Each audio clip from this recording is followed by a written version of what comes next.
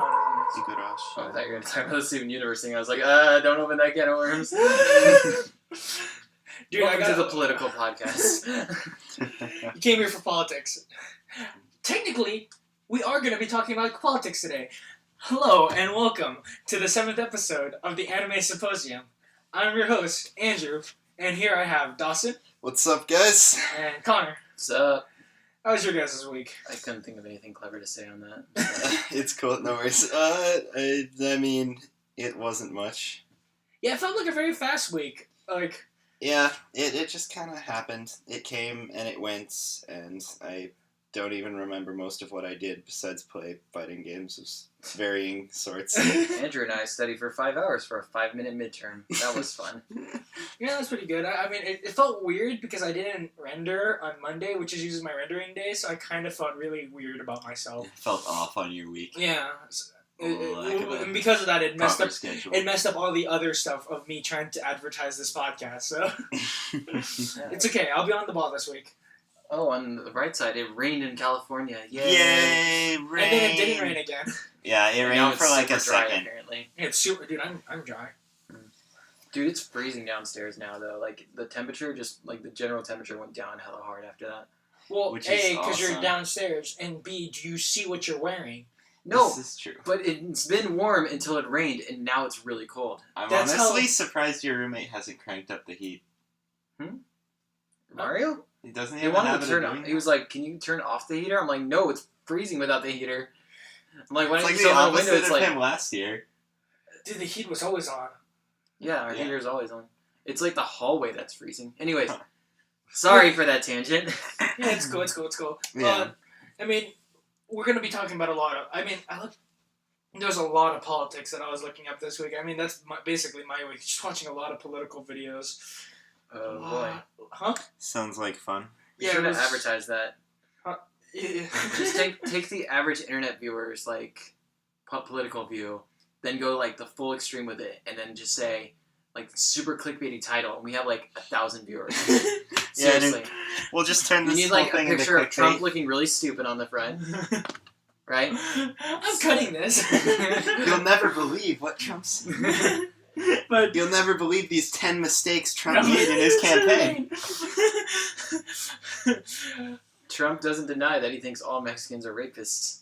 Okay, I'm definitely not gonna add that. And 10 reasons Trump may actually be right.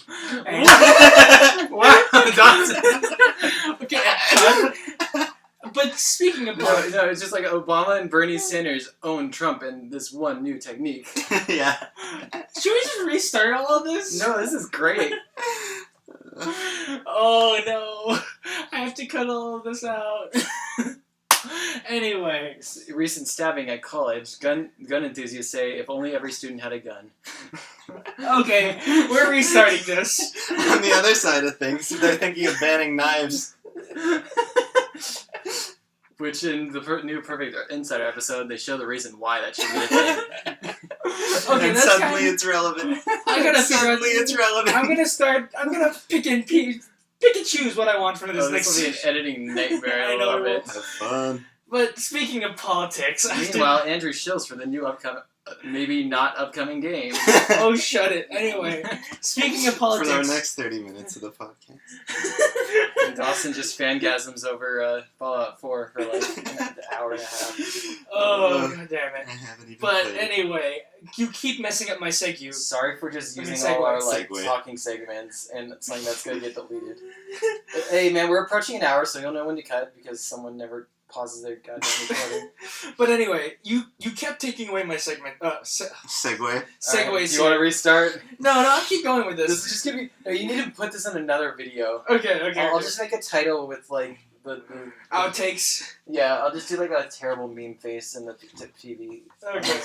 Okay, let's restart this. Cancers. Hello and welcome to episode 7 of the Anime Symposium. I'm your host, Andrew, and with me I have Dawson What's up, guys? and Connor. I'm a new transfer student. Hi. New I'm a transfer genius, and I'm student, gonna Connor. shut down everything you love, but you'll like me anyways. Shut up, Connor. We're gonna get to that. They'll end up kissing by the end. Sorry. Hey, spoilers! Spoilers! Wait. Calm your tits.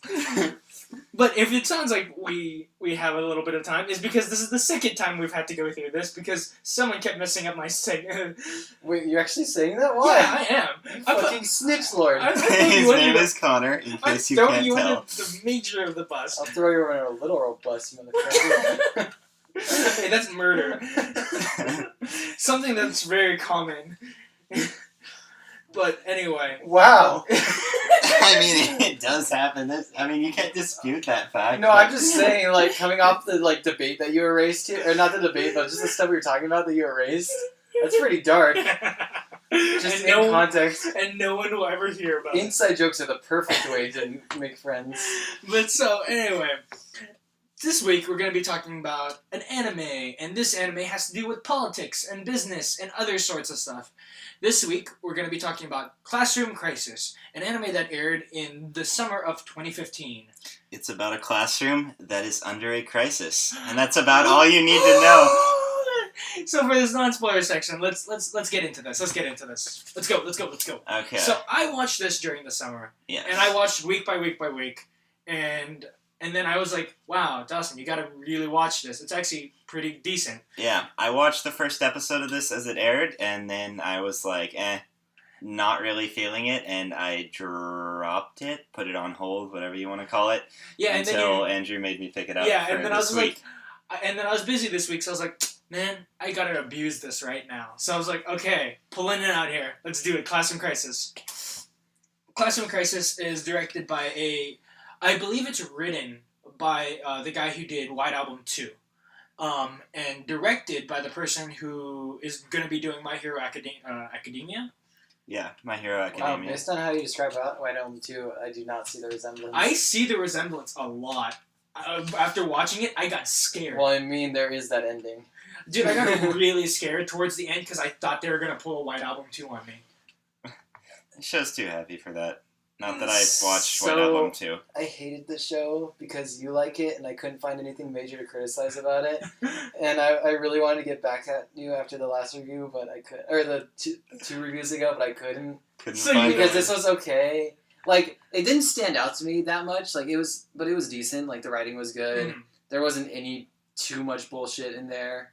I had some criticisms. I'm trying to remember them so I can talk about them later. But I definitely had some. But overall, I mean- Solid 8 out of 10 at least. They were not like game breaking criticisms or anything. It well, was just there was the physics bit. yeah, there's the physics bit, which we'll talk about in a bit. Which I don't know if you noticed this, but how did nobody but me notice it? There's a scene in space that makes absolutely no sense, and we'll get to that. So overall, before I just want to Was it near the end? no. Yeah, midsection. So for people who don't know, Classroom Crisis is again, it's about a classroom crisis, but it's Yeah. about a classroom of just really smart people who work for a. You've never heard this premise before. Yes. Continue. They work. They're the exclusive class in an exclusive school, so it's okay No, that they're they- high schoolers. No, they're not even an exclusive school. They just work for the No, company. they say they're in like this Oh. super exclusive school that like is built with the company, and then they're like the super genius class that come with the school, and then their teachers like the super genius. They of spend until 12 o'clock in class, and everything after that It's is just spent working on rockets. rockets and engine. They get paid for this, by the and way. even though they're in high school, they're making the future of all technology Yep. in fucking rocket science. They're on the cutting edge here. They're on the cutting edge, and then guy comes in and just starts scrapping everything, and they have to kind of Yeah. Try to There's a get- transfer student that also happens to be their boss. and then they're just like, yo. We need, he's like, I'm shutting you guys down. The company's shutting you guys down. God, just describing it, I hate this show. and then they're like, okay, we don't want to be shut down, and it's their struggle to not be shut down. Yeah. Yeah, I remember showing you guys that video, or a video about Classroom Crisis, where does it feel like they wanted to make one story, but then they had to make compromises? Sort of. I feel like they wanted to make like the whole business story, but like they were I don't think they even had to compromise though. I think the whole high school thing was just kind of there in general. The whole I high think it was there school the whole time. the whole high school idea could have been scrapped, and it could have been the same exact story. I mean... But it is a teacher in his class. Yeah. Yeah. Well, it could have been was different as, like, you know... a boss and his employees. His boss and his... Sort I mean, it of. could have been, It could have been like The Office, where Michael Scott as the boss and that all the could've worked. employees, and then a guy, like a regional manager, comes in and just goes, yo, I'm shutting you guys down. Yeah, but it wouldn't make as much sense for the transfer student because like I feel like him being such a Yeah, a very big part of it was the fact that he's young, right? young and also on the same level as the students. Whereas if this was a workplace, he can't really be their boss and also work with them at the same time. Like, I really don't see how that could end up working out. Maybe there's a workaround, but I don't think the show could have come out quite... Yeah, the dynamic would have I been don't different. think they could have built him into the character our main pseudo main character. It would have been like call a him. bunch of old people getting really upset that the main character's that he's trying to boss him around. He might not be the main character, but they're like, I hate how he's bossing us around, and then they start like a rebellion against him and stuff. Because I couldn't really see them like getting along if like some new little guy came in and he's like, I'm gonna shut down your company, and like most of them were like twice his age and shit. Mm. You know what I mean? So it's kind of a good thing that they were like locked at that age. But I think college would definitely be a better thing. They could be like graduate students even. That would work fine. Yeah, I think But that I would feel have been high better school, suited. that's The reason why they did high school is I think it's because, it's Japan. You do an anime, you have to put it in high school. Yeah, but that detracts from the show. That's one an excuse, but it's not like... But they work with what they had. Yeah, I'm somehow a fan of the school genre. I don't know how, and I don't know why, but I really like school anime, and this would have benefited from being college graduate student, not what it... But it's because it's not like they're making video games or like a little tiny engineering feats. They're They made making actual full rockets with like brand new engines and shit that go into space. and Like- they are 20 years ahead of their time. they are Also- literally the prodigies of every single department. Like, every single class they're the prodigies of. I always have problems with like the child genius crap. And then you have a class of just child geniuses. Yeah, the But- entire class. It also makes it kind of hard to feel sorry for these characters when it's like, whatever happens, they're fine. They don't actually need this fucking class. Well, it's their job. Like, I know, but they could easily get another job There are elsewhere. so many other jobs they could take. Their These reputation precedes them, and they're super smart, and they can do all this I crap. know, but the problem is this company is like the majority of like the rocket industry. There are more things I want to say on this, and I can't say They're them only until smaller we by get into the comparison. spoilers section. Yeah, but But- in general, the like, what's it called? Displacement of the belief aside. What's it called? Suspension of disbelief aside, like the show has some pretty good drama. It has I'd say the pacing's pretty good. Pacing's decent characters. Yeah, the art, nothing really like special, but it's nice. Yeah, it's okay. And Passable. the characters are kind of shallow, but like the leads are alright. No, like all the four leads, they all have characters, but then the other one, they're just side characters. They kind of just exist. Yeah, well, because you can't build a rocket with 4 people. Yeah, I know. And when it comes to like the actual like building process, they don't try to make that part. They kind of just skim over, which is a good thing. Mm-hmm. I'm glad they didn't like go, I'm gonna hack this computer, and then just him slamming on the keyboard or shit like that, It cuts to something else, or them just doing bullshit. Yeah, And then it cuts comes back to him. and we did it. yeah. This is the stuff we did behind the scenes because that's all like stuff that if we We tried don't to wanna explain figure it to out how to you, show. we would either dumb it down so much it's inaccurate, or we would just make shit up. Yeah. So it works well with that. Yeah, don't that's take what this it as is. we don't like this. I mean, I guess It has good drama. I'm guessing that you guys. At It least, was an average show for me. Uh-huh. It had some good, it had I some like bad the workplace things I stuff a lot things I more, didn't. honestly. Well, yeah, that's what I like. Or not, what's it called? The like the business, Mhm. like behind the scenes scumbag tactics. That's why I like this show. Is all Oh, this, really? is a lot of that business aspect of it, because this shows a lot. I of thought that it was a business little aspect. heavy-handed with how much of an a-hole one of the brothers is, but Yep, I also... We'll get to that. Yeah, we'll get to that. But but would you recommend the show, and who would you recommend it to? I give it a decent recommendation. I mean, if you've watched...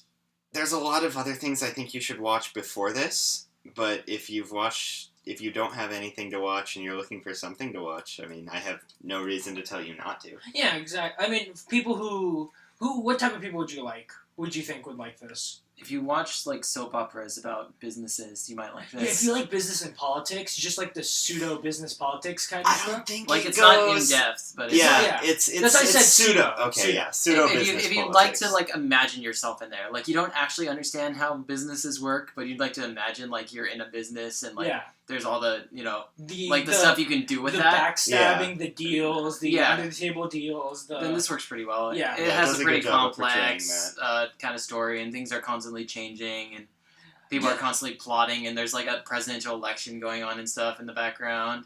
Yeah, I would definitely recommend it, and always I would say this is one of those shows that you have to stick with because those opening couple episodes aren't as good as the later couple episodes. I don't think they're that bad. I just don't think they really contributed to like what the overall full feeling is. The overall story. Yeah. Like they do talk a lot about like, oh, this is like the people kind of struggling to keep their job kind of thing, but that's about it. They don't really go into like all the stuff that's going to come later. Yeah, not a lot of really important stuff happened in the But, first I mean, couple episodes. Again, a lot of people like I was reading, and like there's a lot of people who dropped it early on because of like it was just like, oh, this is gonna be some generic schlock, and they waste a lot of time on some arcs that like they just kind of drop right after. It's like, let's go do this, and then they're like, okay, we're done with that.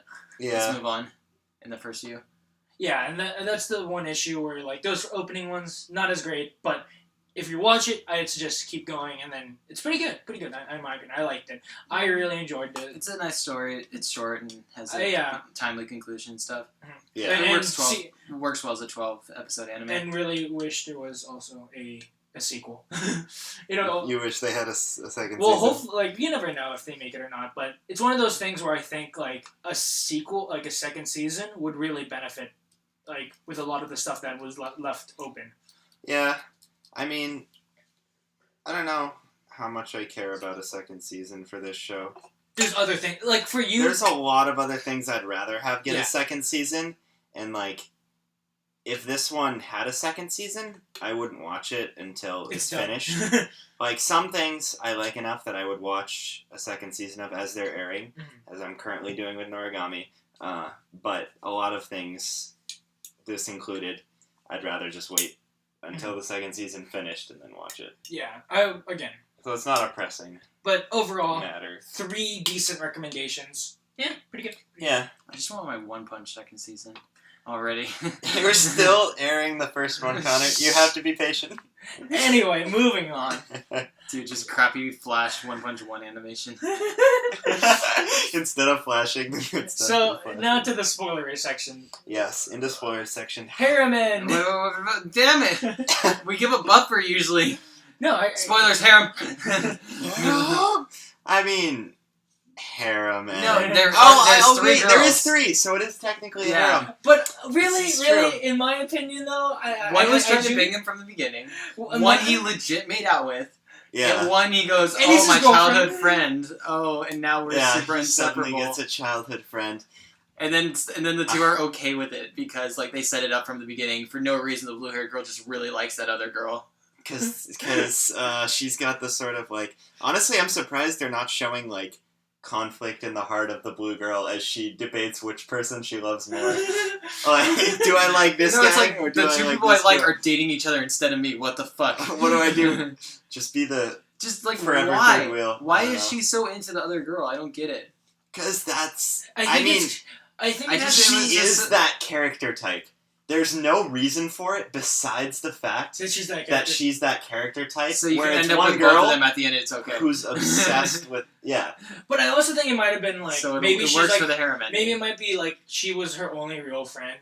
Like since she lost her memories or stuff like that, who knows? We didn't get a lot of that backstory because they dealt with. I love how there wasn't even conflict about like, oh, that was years ago, so it doesn't really matter all that much now. It's just like, no, I remember you from years ago. I love you now. Let's get together. It's like what? It's been so long. You lost your memory. Yeah. You acted like totally Honestly, indifferent towards each other until you got your memory back.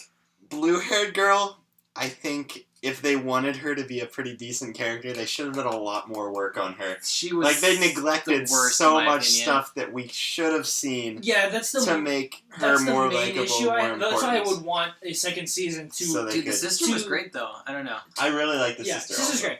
But the reason why is I think they like a second season would really flesh out her character more, and I would want it to I kind of wanted to see that more fleshed out character. She was kind of Yeah. a crappy dead man character. Like I liked her at the beginning. I was like, oh, this is cool. She's like the what's it called? Ace Pilot. No, well, sort of. She's like the daredevil character. Yeah. She's like always getting an adrenaline rush and crazy crap like that. But it's like she totally drops all that and just becomes like, oh, I love this girl. Oh, now suddenly I need to like And then factor suddenly- into the plot. Suddenly memories. Yeah. Suddenly, well, because they And now kinda I set can't up. drive anymore. Everything with Oh, wait, her now I just can. felt very rushed. Because and they like, focused. they were just leaving so many They details focused out. way more on the other three. They main made her characters. unable to fly just so that they can make her able to fly the next episode. Yeah, basically.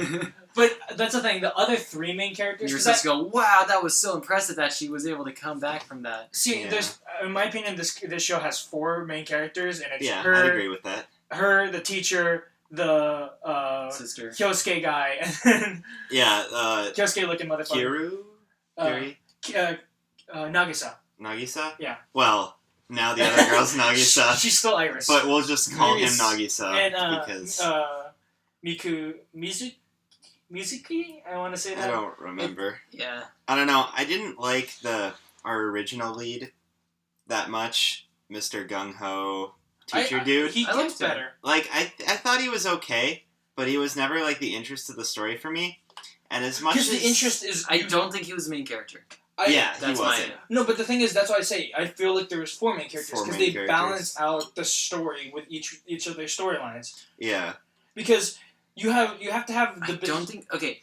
I don't even think like Iris was. Well, okay. I don't think she needed to be a main character. She didn't need to be a main character, but she was there. That entire storyline with her, I felt was not needed. I don't know. I feel Like, like the- the whole thing would have felt a little better The- and more complete if she had not been as important. And I feel like they could have focused on one or two romances instead of like having all three just kind of Bending that the jumbled way they together. And like they don't even like come and clash with each other. There's like one moment where they go, "Oh, I'm mad at you," and then they're like, "Nope, never mind. We're Yeah. cool with it now." They have like one look. And then the girl who's like super crazy, like yandere in love with him, doesn't even notice. yeah, They somehow totally just gloss over that at the Dude, end. it's okay because she's totally gonna end up with the teacher. Yeah, as they're getting chill at the end. Dude, that was the thing that I was like so on board with. I was like, yeah, I'm on Get board those with two that. together. Yeah, those two. Okay. I felt like they were gonna end with that See- because I felt they hinted at it enough. Okay, I feel like you can get away with that in working because like they don't have a romantic interest with each other. Like the obsessive person suddenly going, Yeah. "Oh, I like this person now," but she was trying to sleep with him in episode 2. Yeah, we got that great scene that didn't finish how it should have. All right, Dawson. All right.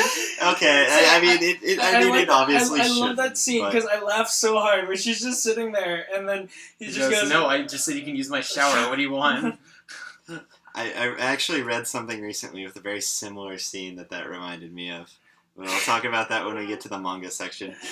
But I think the best part of this show was the relationship between the sister and Nagisa. Not Yeah. even their characters individually, purely the relationship between the two. no, it was great. Because I thought they were really good foils of each other. Like, I just thought the scene where she rubs dirt on him was adorable, yeah, the scene where she rubs dirt on him was great. or like grease and oil Yeah. and shit. No, that's one of the that was the shot that everyone was like, "This is great," is because that whole scene is just really Yeah. beautiful. Oh, really? Actually, yeah, that was well done. Like the directing, the way the music ramped up, the stuff like the way they're talking, the voice acting, everything just kind of went together perfectly. Yeah, and then they had to ruin it by having blue-haired girl Iris watch them, and then run away. It didn't It's kill the fine. scene, but like, it would have been better without it. Yeah, and then the scene where like, oh, she gets her memories back, and it's just those two like hugging, and then the other girl's on the side crying. It's like, pick Yeah. one. Which I mean, he does like complain at the end. He says, "Oh no, what am I gonna do over the Yeah, two girls?" he's like, oh no. just Oh, get what the do I thing do? Okay, I'm one a more harem bad MC thing. now. Really quick, I love how like they made the eccentric professor guy, and then they're like, oh, look at my cool crazy ass car and shit that I'm driving. That guy, and then he goes, all right, here's my idea for a war robot. We take the workers and we put guns on them. It's like, oh my god. And then we add You're the such a engines. genius. We add the Swimper engines. Well, that wasn't even it for a while. Why do you suddenly need better engines for them? You just put guns on them. Like, come on. I mean, how are they going to utilize that engine? Like, look at how big that thing is. And look at how big these robots are. Well, Where is that going to fit on the robot? He was going to design a new engine for that. That was it. But at the end of it, they said, no, but we're going to use your X3 engine for these robots. There's nothing That you was a can do threat. about That was a that. threat. He was asking, but he asked the main character to, or the not main character, the teacher to like make the engine for them.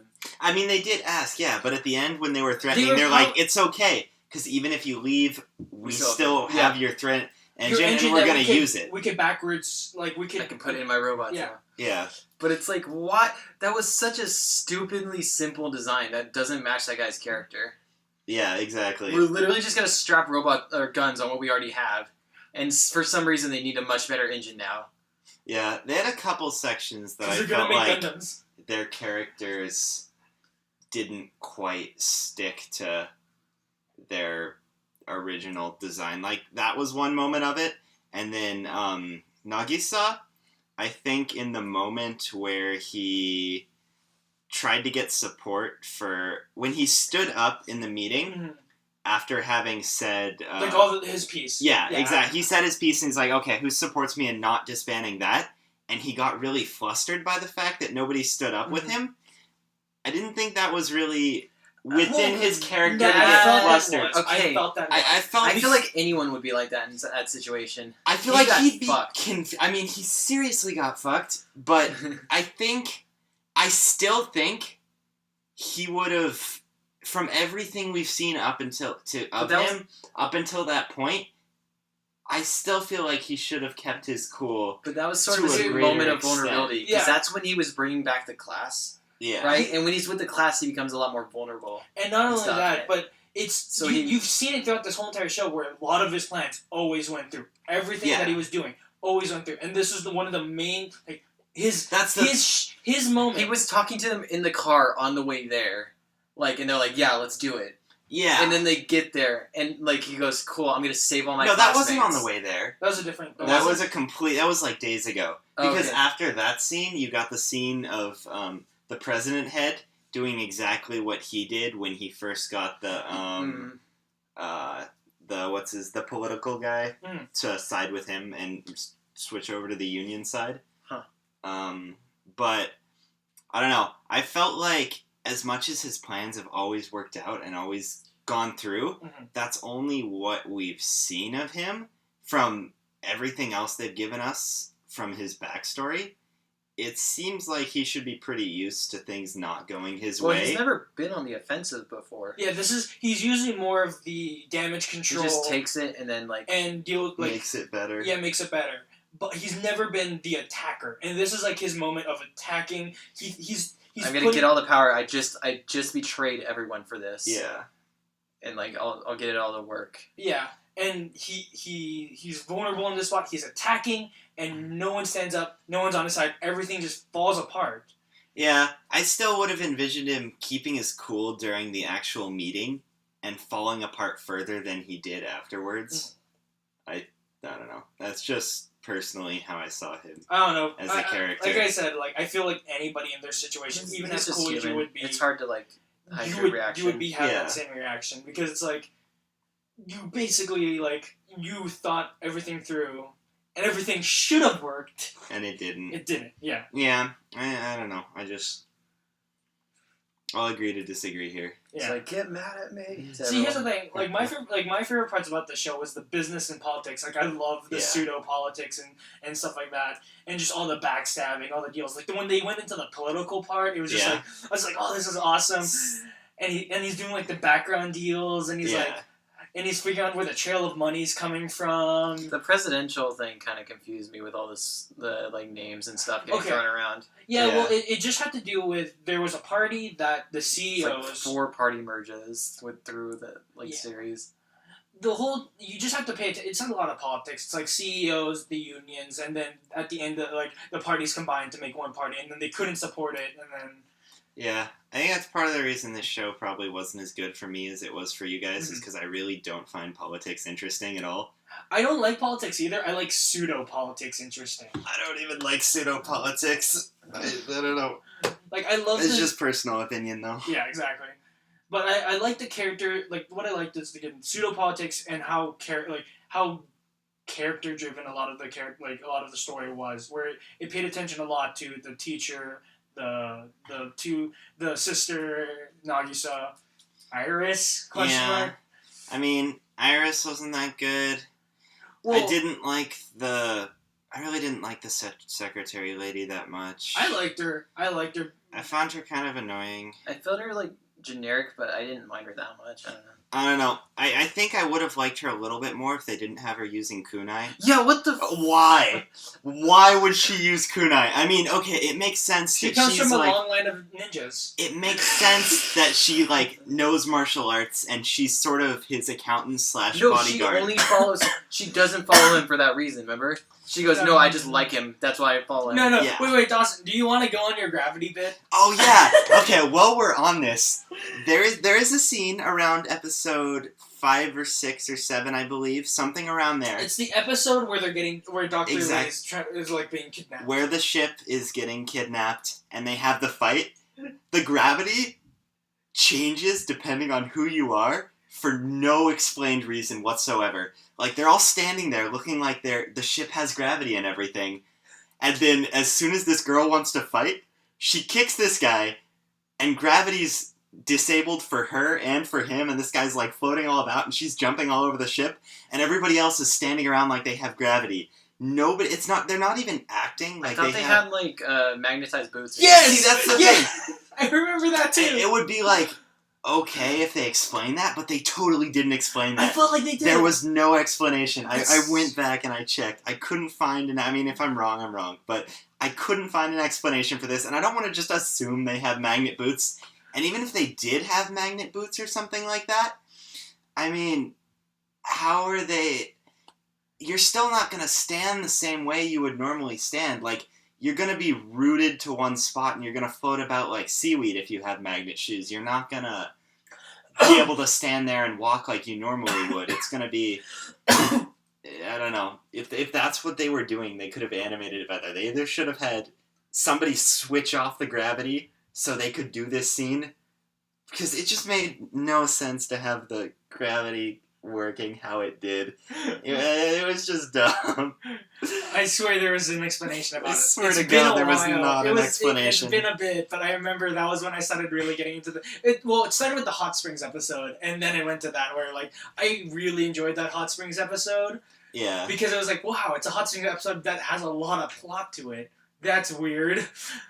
Yeah. I mean, that Hot Springs episode was decent. That was, like, Iris's best episode. She's just driving. Yeah, I know, it was great. No, but see, she drove a car and that's drifted why I want around. Okay, that's why I want a second season. Is that I want Iris's character more fleshed out, and then I want all those other like students, their characters more fleshed out, because they hinted at a bunch of stuff about a lot of the other characters' stories and stuff like that. Yeah. Or one of the guys could possibly be a girl. What? Yeah, they did. Did you not see that? Supposedly hinted it. It was a single line of that. No. It was several. It was several? I thought that Iris could have been a guy. That was my, like, thing all the way through. That would have been a great twist. No. I would have been so happy if they did that. And she actually has a thing for the sister. That's what I was thinking. I don't know. There was a moment, like, when she was feeding her the rice ball, and she just opens her mouth, and she's, like, an inch away from the other girl's mouth. It's, like, really... That's teasing. That's, like... Yeah. That is. They're adorable. That I'll take. No, I don't know. I still don't like that character all that much. Yeah, I didn't either. She was like... She was one of the weaker of the main cast. I think what made this show for me was the fact that the love triangle was in. But the sister, the fact that she never really broke very much. Uh-huh. Like, as much as we had the Nagisa... I feel like she gets it from her brother, though. She does, which is With cool. the brothers' but unlimited amount of positivity like and optimism. gung-ho-ness. Yeah, and they're both everything. very like straightforward and simple characters. Was like Yeah. the thing. But I just, no matter what he said to her, she like always stayed like happy face pretty much. I mean, they had that whole like crying scene and stuff, but I thought that was within reason. And I especially, what made me think, okay, this romance section here is done better than a lot of things do, is the fact that when she made her like quote unquote confession to when she was talking to Iris, and she said, and Iris is like, hey, do you like him? And she waited a bit, and then she was like, yes. She didn't blush, she didn't get embarrassed. It was all straight. She just sat there, straight face, smiling and like thinking for a second, and she's like, yes. And I mean, she got a little bit embarrassed about it later, which I think is also reasonable. But I thought it would have totally killed her character. my vision of her character. Exactly. If they had shown her getting super flustered about talking to Iris about that. I thought that's what made it good. The fact that she didn't break around Nagisa, and then instead it was Nagisa ending up breaking sometimes around her. And their whole back and forth dynamic was just good. Yeah, they did a really This is good my job. favorite part of the show. They did a really good job with that. I think they did a... pants in that relationship. See, that's what I thought I really liked about the show, is they did a really good job on that aspect, and they did a really good job on the pseudo-politics. And then they also, I just really like that teacher character for some reason. Just his gung-ho optimism was just great. And that moment where he has to test pilot the ship, and then he just breaks, and he's like, "Whoop! I'm just gonna float down." Yeah, mainly I just felt like I could always tell what his character was going to do. He was supposed to be like that. He was. I just. But then I find that somewhat uninteresting. That's why I like the ending where like they're sitting there and they're like, "No, we're not gonna fund this," and then he's like, "Yeah, about that." Yeah. Because that ending, I was like goosebumps. I was like, "Oh, I didn't see that coming." Yeah. I didn't see that coming. I thought the professor was pretty great just because, like, there's moments where he goes, dude, I got a plan. And they're like, no, but what about this? He goes, oh, crap, I forgot about that. Yeah. And he totally just flip-flops. He goes, oh, nah, man, if the company makes me make weapons, I'm totally going to quit. He goes, yeah, but you have, like, a whole class of students who don't want to, like, lose this. And they're like, he's like, oh, no. Yeah. My students. We got to do it for the students now. Got to do it for the children. But I think that's why I want to see the second season, is because, A, they hinted at, like, the bigger bad, because you start off as like the first brother. the third brother. The guy the dad. Or the dad, I mean. The dad who actively sends assassins at people. Yeah. Oh, speaking of brothers here, can we talk about the terrible villain character? See, he wasn't the villain. He was the peon. I didn't like the first brother. Yeah. I liked the second brother because he didn't lose his cool at all. He was just sitting there calm, collect, and he always knew what was going on. The second brother was a love good the villain. Twist that they weren't actually brothers. That was yeah, cool. that was a good twist. The little and then the twist that they're actually Iris's brother. If it wasn't Iris, if it was any other character, Iris is this is so bad. It doesn't make any sense because Iris. I mean, she's sort of like she's pretty smart, but she's not like, and she doesn't look like them. She takes more from the other side. Yeah, he looks way more like them. Yeah. Why does he look so much like them? Because that would have made sense if he had like a distinguishing feature that made him look like totally. Look like them. He didn't look. He like totally looked. His like hair them. was totally different. Their hair were totally different. Yeah, they had different hair. Hair color was. I'm just gonna go off it, but anyway. Yeah, but that first brother character, they tried way too hard to make him hateable. Like, it was on the level with the villain in the second arc of Sword Art, where he's just like a rape character. This guy's just like a violence character. No, he's like do all the work for me and I'll take all the credit. And that's it. And then he has nothing good or and then he punches him and he carves up his back. There's just I think there was something he's not human. He's such a there was something he's mentally not off. human. There was something mentally off with him. They should have explained that, or they should have just written a better villain. Or actually given hints to that, other than I'm a terrible sociopath towards my brother. Yeah. And everyone just seems to be okay with that. No. They don't explain why everyone's just okay with that. If you see that episode where he's just beating up Nagisa in front of all those people, and towards the end, where you see that, you see everybody's faces of oh, guys, are we really letting this happen? That That's still so has generic. nothing to do with the fact that he's a terrible villain. No, I'm not. That's the thing. Second villain was great, makes up for the first villain, then the third but villain- he was just bad. I want to see that third villain. That's the problem. I want to see that third villain. I want to see the clash between their small business and the bigger business, because then that opens up a whole new pseudo politics in business that I would probably enjoy. Big business versus little business. Oh, another stupid thing about the show. Same scene that Dawson's talking about. When they're about to hit the meteor, and then just out of nowhere comes another ship and just picks them up. And he goes, guys, we're saved by an unnamed ship. Cool. No, that was a whole detail about like how is the brother doing? Like the third brother was the one pulling the strings there. I thought it was the point. The point was that it was like an unmarked ship, and they were trying to smuggle him in. Right? But that was the ship that they were already on, not the one that saved them. I'm not... There might be an exclamation to that, but it's like... I just feel like it was so silly, because they were right about to hit a meteor, and then like these cables just come down. Just happened to grab the ship. And are able to get the ship, and then pull the ship back. Like, I mean, how they did do that. cling on? They do that in the last episode of the show too. No, in the last episode, it's like the pipe like shoots down. Happens to... But the other one is just like, yeah, we're gonna send wires, and they're gonna cling to your ship somehow, And we're just and gonna let us swing pull you your out of the entire room. ship. I love how no one like they totally undercut that whole like, yo, he was almost murdered. thing. Nagisa, he was like basically almost murdered, and everyone's like, okay. Oh, at the end of the last Yeah. episode, or the couple episode build up there, Yeah. where his brother We're- tried to. We're basically brother, it's quote, basically unquote. the first episode over again, but done a lot better. Yeah, Well, that was kind of the point. Yeah, you wanted to see the it was supposed to come full circle. come full circle. But yeah, like, did the brother get his proper punishment for that? I I mean, think. they didn't really care to say.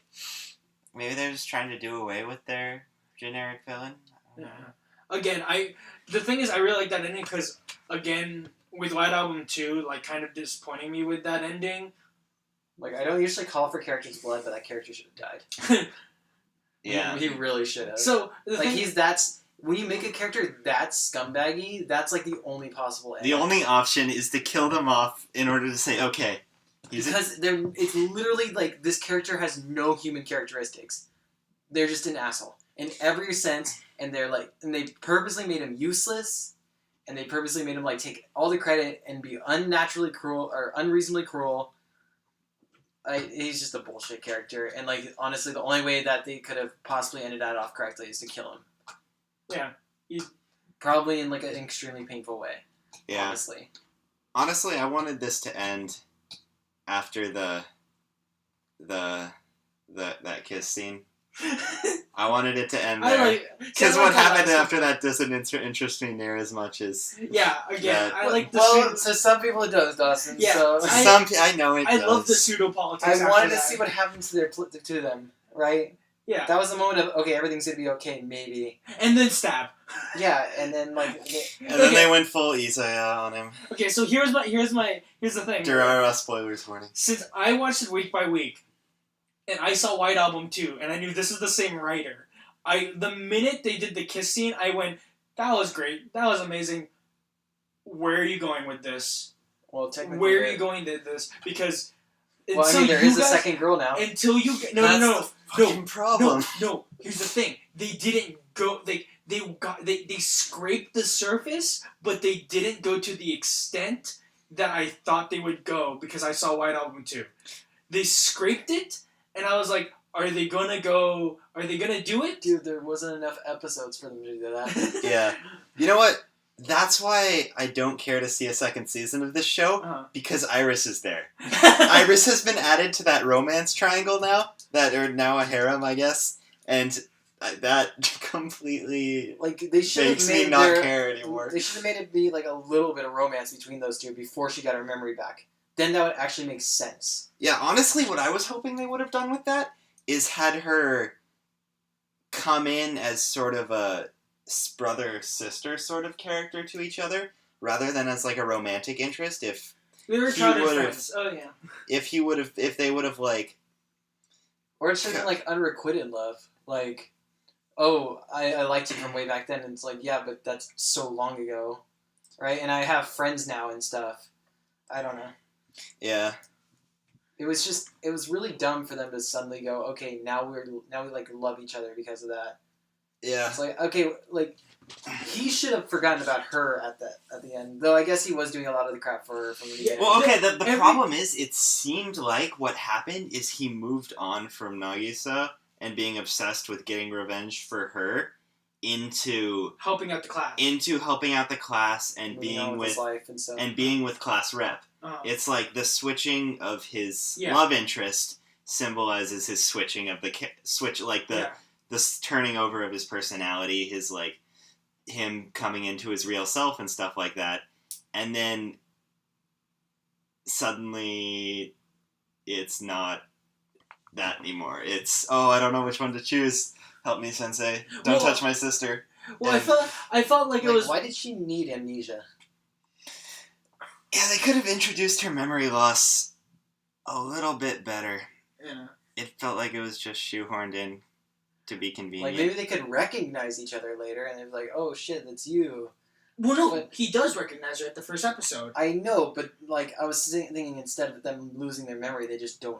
Well, he never lost his memory. I know. I feel like Iris's memory loss should have been presented from the first episode. It was. Yeah. When he talks to them, he talks to Iris. Or no, he notices who she is. Yeah. Is that the second episode? No, so in the that first... was the very first episode. The first... Because they save him. The first episode, he recognized who it is. The second episode, they present the amnesia bit. He starts talking to her like, are you happy with the way... Yeah. And each episode... You're, like, hurting yourself. You probably didn't notice it, because you were focusing on their other relationship, but every episode presents a little bit more about Iris's backstory as you keep going along. But it was more like, I'm worried about you, not like I have romantic feelings for you. So, like... Yeah. At the end, okay, and I'm glad they didn't, like, kiss or anything at the end. I would have been really, like, annoyed by that. Yeah, that would have been bad. Yeah, I would have immediately went, no, I'm now... This is my disappointment that I had with Jump ship. This is my disappointment I had with White Album 2. Alright, I mean, that was pretty much what we had to talk about. So. Yeah, I think that's pretty much all my complaints, and then also all my just confirmation that I like romance. So we liked it because of the pseudo politics. I liked it because of a decent relationship that got ruined. But I mean, okay. At this point, I'm just saying this to present my personal taste, not because I think the show should have done this. But I would have liked it if they focus more on the mechanical side of things than the political side of things. But that would be all bullshit. And it would be great. I would love it so much. He wants the pseudo-mechanical I want pseudo-mechanical stuff. But that's so that's been done so many times. So is pseudo-political stuff. Pseudo-business political stuff, I've not... Maybe okay, not. if you want to say pseudo-politics, then you go to Code Geass. Oh, God! Don't just throw trigger words out there. I don't feel like... I wasn't prepared for that. You destroyed the mic on that one. I'm sorry. No, every week I have to get that I one. I feel like they almost did the same thing with politics as they did on the mechanics. They skipped all the boring bits and they just had it happen. Right? It was just goes, here are the key events of where we're going. It's like the engine is built. This guy talked to the president and had this happen. Right? And it was just very, very, very shallow stuff because they just wanted to get to the actual like story that's going on. Yeah. And like the consequences of the stuff. That's what going super in detail, but just like bullshitting everything. I don't think that would really fit in. I don't know. Yeah, I mean, there's two styles. I mean, there's obviously more styles than storytelling than just two, but two very different forms of storytelling are focus on the main points of the story and let the details be filled in as they happen in the background and not be relevant to the story. And there's the other form of storytelling where they tell only the in-between bits and let the main story pieces happen elsewhere. And this show definitely did the former of the two, where it focused on the main bits of the story and disregarded the background details and let those happen on their own. And wait, so part 2 is more like One Punch Man? The other one The other one's a bit more like One Punch, and I know, I'm guessing it's more like Index, honestly, but... I mean, Index isn't a good example. I mean, Index is Index, but, Well, Index focuses on the the world, doesn't it? And he's Index written by that focus. guy. Yeah, Index Is that focuses the point? mainly on the world. I mean, you still get huge story bits, but those aren't my favorite parts of it. But Well, it's there's a lot of... It's like the argument of like somebody going like, I really like the hijinks in this show, or I really like the main story points in this show. exactly. It's like Steven Universe. Some people like it's the argument between Steven Universe and Adventure Time. While Adventure Time 90% of the show is hijinks with 10% plot, Yeah. Steven Universe is 75% plot with like 25% hijinks. I watched for the plot. I think There's like hijinks one or and two jokes that in-between got me stuff. on Steven Universe, but that was about it. I mean, if The done... Viking beer. No, the incident. Which one? The incident. Oh, you gotta We're not talking about No, Steven Universe now. One second. We're not talking The about fryer Steven thing. Universe. We don't use the fryer since the incident.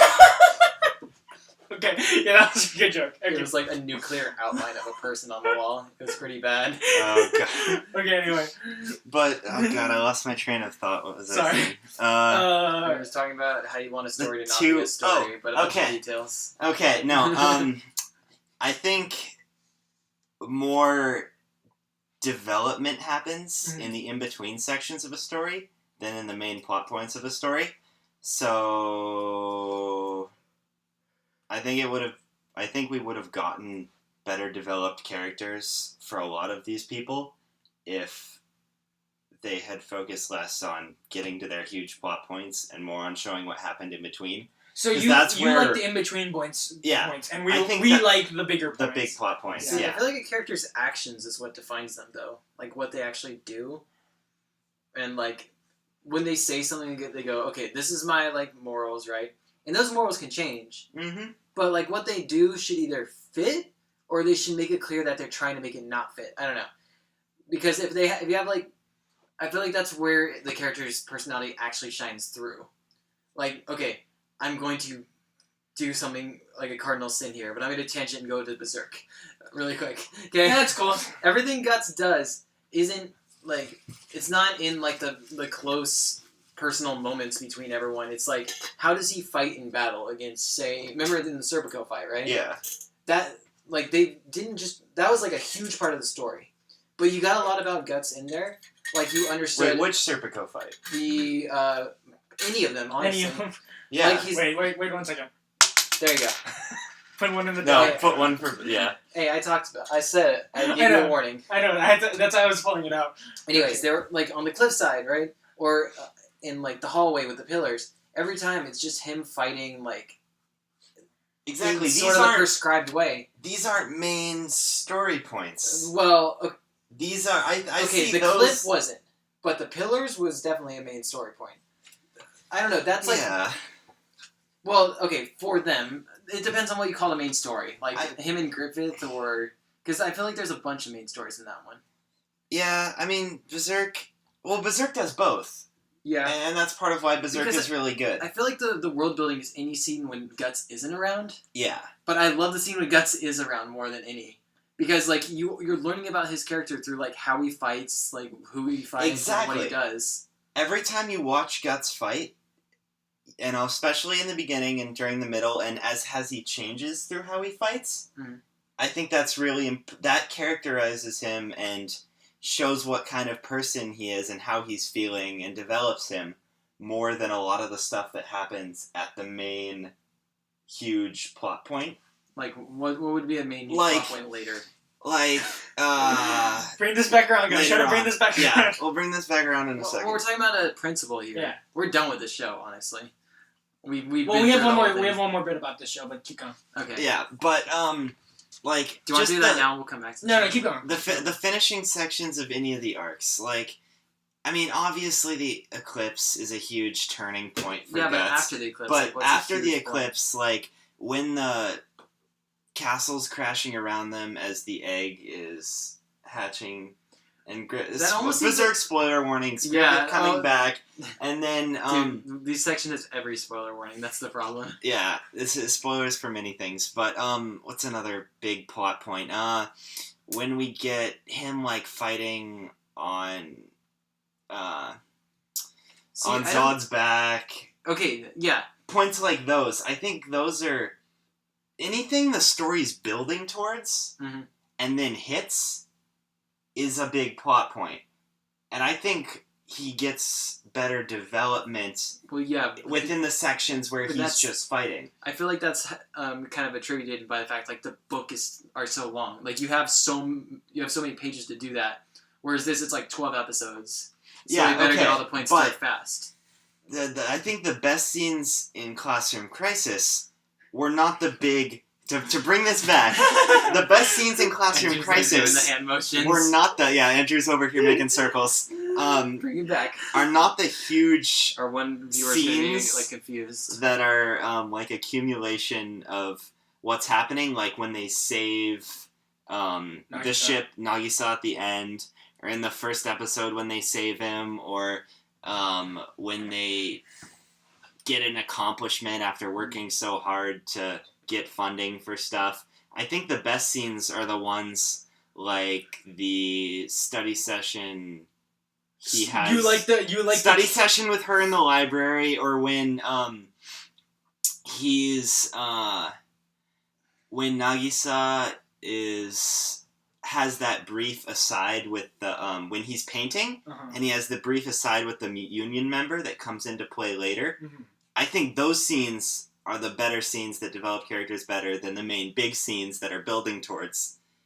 And I mean, I personally prefer So when that's what you mean. Okay, I just don't think they did those big scenes that well, honestly. I mean, yeah, that's another part of it, is the fact that they didn't do the big scenes as well. But I think Classroom Crisis could have had having more of those smaller scenes and less bigger moments would have benefited the show.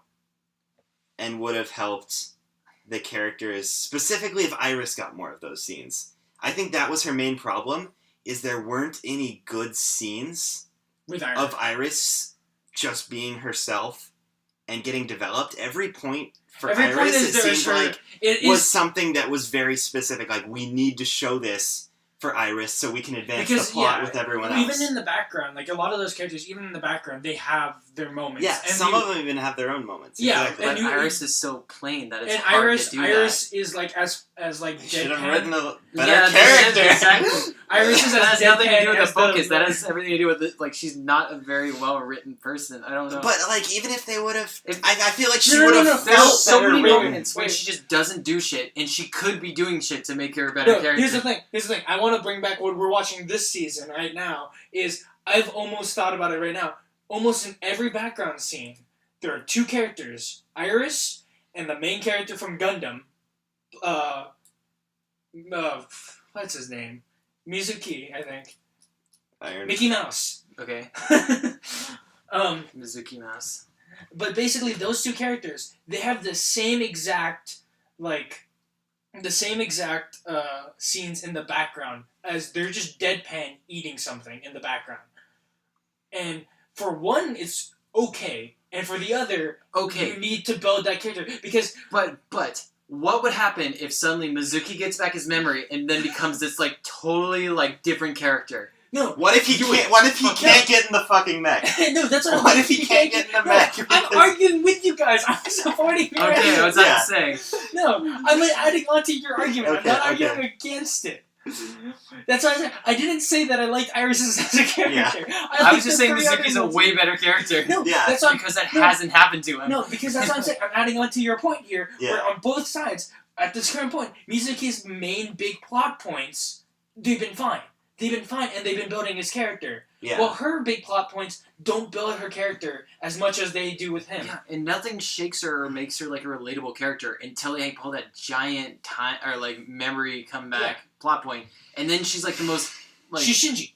yeah, sort of. It's like She becomes hyper incompetent. She starts hallucinating for no reason when she gets her memories back. PTSD. Yeah, Also, they never explain that scene very well either. even though she's supposed to perform really well under stress, as you can tell by her driving and stuff. I don't know. It Yeah. probably has to do with her memories. There's just PTSD. a lot of ways in which she could have been made a better character, and she Again, wasn't. if you want to see a better character So with her same snappy. exact personality, go look at Gundam, because that's being done really well so far with Yeah. the 5 episodes because we he's watched. deadpan, but when he snaps, it's still him. Yeah. right? And when she snaps, she's a totally different character. Yeah, when she snaps, she becomes like this little obnoxious. When like, he girl. snaps, he runs up and chokes a person. When she snaps, she can't get into the rocket ship. See, here's the thing. He's probably safer when he snapped. Because otherwise, it's literally just the other guy goes, kill him, and he'll just, you're dead. Gundam spoilers, by the way. In case you hadn't noticed at this point. You're spoiling everything. Yeah, But that's this what is I have. the all spoilers Again, section. Beware. Bringing this back to my original point. I didn't like Iris as much. I liked the sister. I liked her character and everything that she stood for. I liked Nagisa with his pseudo-politics and stuff like that. And I liked the teacher with his just gung-ho optimism, and then just him kind of being like us in a way. We're in kind of his position of like, we kind of want this to work, but we don't know how and stuff like that. And Yeah. he's trying to figure things out as we're trying to figure things out. Yeah. Because he's always behind. It's like all the students are all like, "Oh, look at all this technobabble," and then he just goes, "What?" Yeah. I think she just really got to me. I don't know. Because, like, I'm super into deadpan characters generally. Yeah, kind And I of How really. about like- that asterisk? Okay. I feel like they just fucked it up. They had something. Like, her Daredevil thing could have been, like perfect, honestly. Yeah. Like, they had... There was... Why did they make her, like, have PTSD, and that's why she couldn't fly the rocket? What if she actually got into a crash? They were building up to that. She goes, "Oh, I never crashed, so it's cool. Oh, I never crashed, so it's cool." And then the only reason she crashes is because she gets her memory back. It's not because, like, oh shit, like, Okay, well, there was I something bit off more off- than I can chew. No, there was something already off about her before she even got into that crash. Where she, starting from the spaceship episode with the gravity, she starts getting a little bit of that back, and like she already passes out, not due to the like. It was her memory coming back still. Yeah. It was her memory coming back there, and then They again. didn't have to do the memory. They Again, really didn't. I'm not arguing. I'm just pointing out. Yeah. The memory loss plot point is really hard to do well. Yeah. Because it's been done so many times. You know, it's a really good one that's doing it really well right now. Torimono. Yeah. That is. You know why they're handling doing it pretty good? Interesting. They never reference his memory. They just haven't talked about it at all. Yeah. I mean, he's just. They tell you more about what he doesn't know. Yeah. Okay, But basically, that's a hard plot point to do, and they didn't do it well. so They didn't do That's the my deadpan well. conflict on that. They could have done it well, but then they overall, fucked it up for overall, reasons. Everyone else rate was this. okay. Overall, rate this. I thought we were supposed to do that in the spoiler-free no, we section. do it here too. We- No, that's why free is recommend this. This is a rate. Do you recommend or not recommend? This is rate this? 7 or 8. It was pretty good. 6 or 7. I go 7. I go 8. I go 8. So like, because the thing is like, if you say 7, I'm okay with that. Yeah. Andrew won't have to kill you tonight. Yeah, I mean, if we go halfways here, it's probably like a. I mean, okay. Think about it this Honestly, way. my rating system is really messed up at Think this about point. this right about this right now. Kusen Midoshi Kusen was rated a 6.5. Yeah, okay. This depends. Are we using my anime list ratings here? Because all of those are like 5 and up. Yeah, what would he rate Kusen to Midoshi Kusen though? Yeah, That's like the real if we're question. talking Okay. actual ratings here, Okay. like 5 is a Actual average, completely average show With nothing good or bad about with it. nothing good or bad. 5 is Sword Art. Okay. 5 is Sword That's Art. unfair, but okay. I think Sword Art's the perfect 5.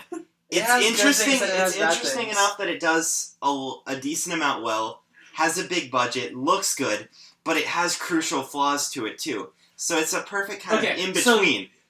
And I think this is a solid 6. Like it. Okay, but now, we'll say 6. But my anime It's list better than ratings. Sword Art. Okay, Or going Dawson. by my anime list ratings, I would give this a 7.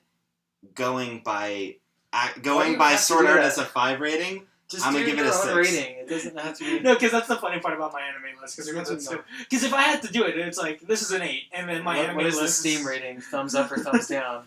honestly, I Also feel s- like it would be more productive to do these ratings out of 5.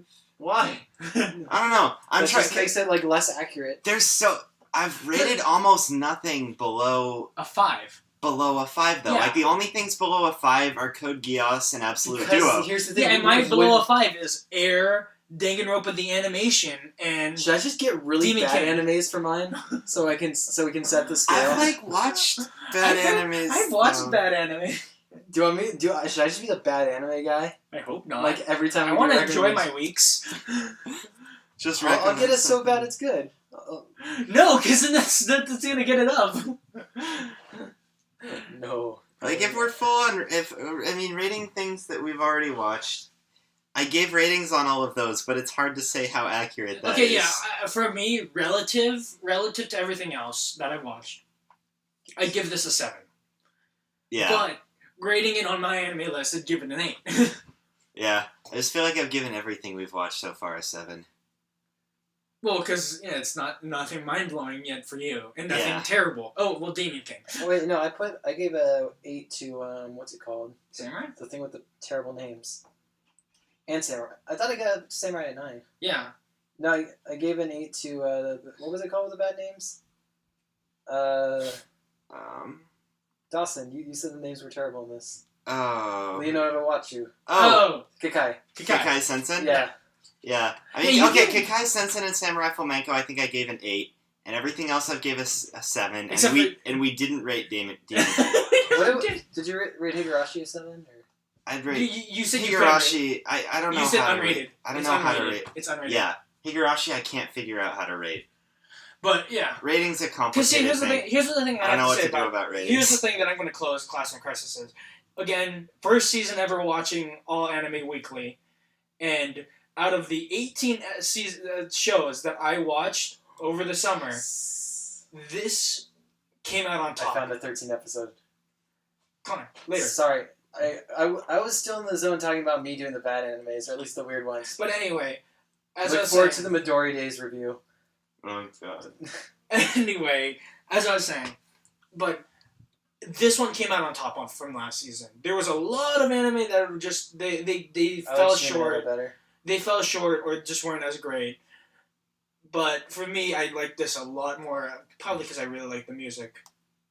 I think. Was this the same season as Shimonada? Yeah. Yeah, I like Shimonada better. Well, yeah, I liked Working. I liked Oh yeah, Working counted as that season, huh? I liked Gachimon Crowds a lot more than this, but like top of the season for me, it was like this and Roka. Those ones those ones held my interest. Like Is that not counting second seasons and continuations? Yes. And I thought this came out pretty solid during the summer season. Yeah. Yeah. I don't know. There wasn't. I didn't understand the hype as much, but I didn't hype. I just no, but you watched the videos that like kind of hyped this. Okay, because if you think about that season, as you compare this to Charlotte. Okay, honestly, I think this. Okay, so every anime that came out at the same time as Boku no Pico was amazing. Yes. Wait! What are you talking about? They're all shit compared to Boku no Pico because Boku no Pico's a masterpiece. Yeah, I mean that season didn't have a ton of stuff that interested me besides like. That's why the season's so good, because Valkyrie drives out. You have something bad to compare it to? No, because Lance and Mask is. Oh god, which one's worse? I think I'd rather watch Valkyrie drive. Lesbians or lollies, guys. Because I'd rather watch at least like of age looking women than like lolly looking. But we'll get to that. Let's see legally whack off. Okay, but overall, that's what we have to say about Classroom Crisis. Let's move on so we can continue this tangent. Yeah. Back to Berserk. No. Even though there's no new chapter, we're gonna talk about it anyway. Well, we did that where we just started talking about Berserk. No, better. All right. No, okay. So let's start with the Golden Age, guys. Let's just start talking. No, let's not. And then stop once we finish Golden Age and start talking about it again. Let's have like a 2-hour discussion about Golden. Okay. Anyway, let's start. Connor, you have something awesome to say about your week, so we'll start with Dawson. Oh, things that we've watched / read this week? Okay, give me a sec here, because I need to... What's on Dawson's Romance Corner this week? Yeah, so I finished rewatching Nagi no Asukara, which I'm going to make these two watch for next week, so look forward to that. Oh, if you like it. Have fun, you guys. Connor, I apologize ahead of time. I kind of half expected you to say Hibeki, and I was kind of like, I was thinking about making you watch Hibeki because hell yeah, season 2, I'm super hyped. So you have another Nozaki-kun thing you can show me instead? Yeah, about that. I mean, I kind of do, but I'm not going to. Oh, God. God dang it. Yeah. Andrew decided to laugh like a maniac straight into the microphone. Whoops. I have a lot of shit to do, and Fallout's coming out, so I'm making you guys watch something I've seen recently, Yeah. so I don't have to rewatch. Because there's things I want to have you watch that I want to rewatch. But I finished rewatching that. I liked it more the second time through than I did the first time through. It was great. In terms of things I've read this week, I started a manga called Orange Marmalade, which is a shoujo romance manga, which is, I got like 11 chapters into it, and I'm not super into it, so I'm gonna finish it at some point, but I don't feel super compelled to right Would you now. say it's sweet as marmalade. Honestly, I've heard it's pretty good, but I haven't. Keep going. You got Okay. So I read that. I read part of that. We'll see if I finish it or not. I read like a 3-chapter slice of life, little coming of age story, which was nice. What was that one called? I don't know how to pronounce that, so I'm just not gonna. You probably don't want to read it anyway, so it's cool. Just say random gibberish. yeah. Like Moe. Yeah. Nissan Chibi Nigo. Just throw out the generic anime phrases. I read 1921, which was a really great manga if you like cats. Mm-hmm. It was just like this romance about this guy who really likes cats and this girl who likes cats. Oh, and I thought it was gonna be like a cat girl thing. Yeah, I actually No, thought you were going to say that. No, it's not a cat girl thing. It's these two guys, this guy and this girl, and they're both, one's nervous about the fact that she's now an adult, and one's nervous about the fact that once he He's a hits child. 20, is going to hit adult, and adulthood, because one is 19, the guy is 19, and the girl is 22, and they eat lunch together and chill with cats, and it's just a quick, 29 chapters about the two of them. So that was really nice. And then, what I read 2 other mangas. Both of these are doujinshis, not as in they are. They're fan. Yeah, as in they're I know, fan. I know, They're fan I manga, know. not I as in saw they're your face light up, Andrew. Not as in they I are. wanted to see where this is going. Not as in they are ecchi or anything like that. And both of them were by the same. Not like they didn't. One of them. They're both by the same artist. One of them was based off of this thread on 2chan that got really popular in Japan about a guy who, it's called Molester Man, and it's about a guy who gets mistaken. No, he's Okay, one second. You have to understand this. So first with Dojinji, and then you Then kept Monster. losing me, and then you went 2chan, and then you named the name, and you immediately lost. So is Yeah. it like the sequel to Rape Man? no, it's No, honestly it's the prequel. there was this big No, there's actually an anime called Rape. Wait, what? Look it up. It's a thing. It's terrible. But there's It's an absolutely abridged terrible. version, and it's pretty great. Okay, keep going. Yeah. Sorry about But that. the main story point is this guy. This is like they took the actual thread that happened and translated it into manga format. So sometimes the guy's looking at his thread as and responding to things on his thread as he's going about everything that's happening to him. But basically he gets mistaken for a molester by this girl, and then they realize it's a mistake, and it's everything that happens from there. And it's sort of a romance based around that. And it was honestly pretty decent. I didn't think it was amazing or anything. Are you? The terrible things are Keep going. being shown. And then the other one I Dang, read time. was called Onai Master something or other. And it's about basically you take the character type that I really hate. Serious? Like Lelouch and Light. Oh, okay. Except, and then you take away their perfectness and make them a angsty teenage guy that jacks off in the girl's bathroom. And Just Shinchis all over the I know, but you basically this as strange and weird as that sounds, it's this really kind of angsty story about this guy going through middle school and falling into this dark spiral and coming out of it. and it's honestly really, really good. These two don't even give a shit what I'm talking about I'm right sorry, now. Dawson. So I really don't, though. we're just gonna move on. You would actually probably like this to an extent. No, Okay. Dawson, I'm listening and I'm interested. He's Trying you. Sorry, man. You got me on a tangent here. Yeah. No, I'm interested. It's like, Yeah. I'm sorry. No, it's fine. But that one was actually like. This. Just show me later and all. Yeah, I'll show you later. But I was honestly surprised at how good it was. And how well written it was. Because again, those two names, they lost me. Like, I immediately went, oh my god, Dawson, are you sure you went on it was Korean? Molester Man and what else? Molester Man and Onai Master something, which I think means like masturbator master or something. God damn it. You lost me again. Exactly, okay. Basically, it's like you take these normal high school like drama stories almost, and then give them not the other one, only Onai Master, but you take like the normal and add like angstiness to it, and then you can do things with it in a doujinshi that you can't do in a manga Well, I know because that. people aren't Obviously. which I think is part of why it's good. They can go Yeah. places that a manga couldn't go. Well, yeah, Okusama used to be a doujinshi before it became an actual manga. Exactly. Especially for a comedy, because generally with comedy you try to go for like the biggest crowd available. Yeah. And you go for the... I mean, You go neither for of these are yeah. quite comedy, though. But still, they're good. And I might try to get you to read Onai Master.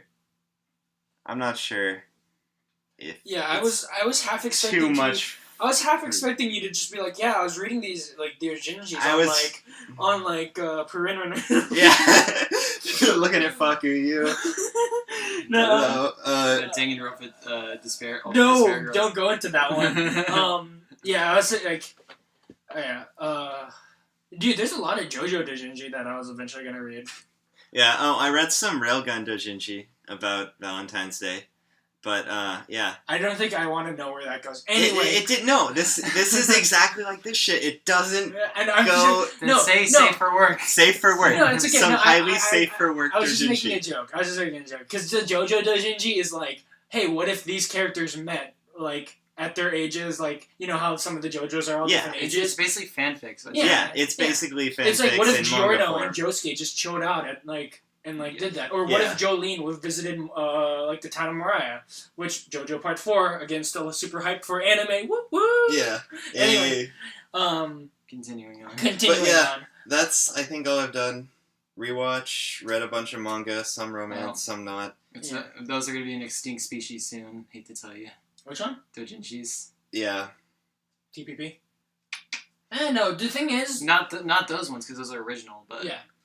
But any fan ones are going to be gone. The ones No, I but read the thing of is- Railgun are probably gonna. No, the thing is that I was reading up about it, where Ken Akamatsu is like, guys, it's fine, because the Japanese like lawmakers are already like putting in like laws to like make sure that people like that are protected. Really doing Yeah, because the thing is about doujinshi is it only helps the publishers. It doesn't really hurt them, because it's people. Didn't stop Nintendo.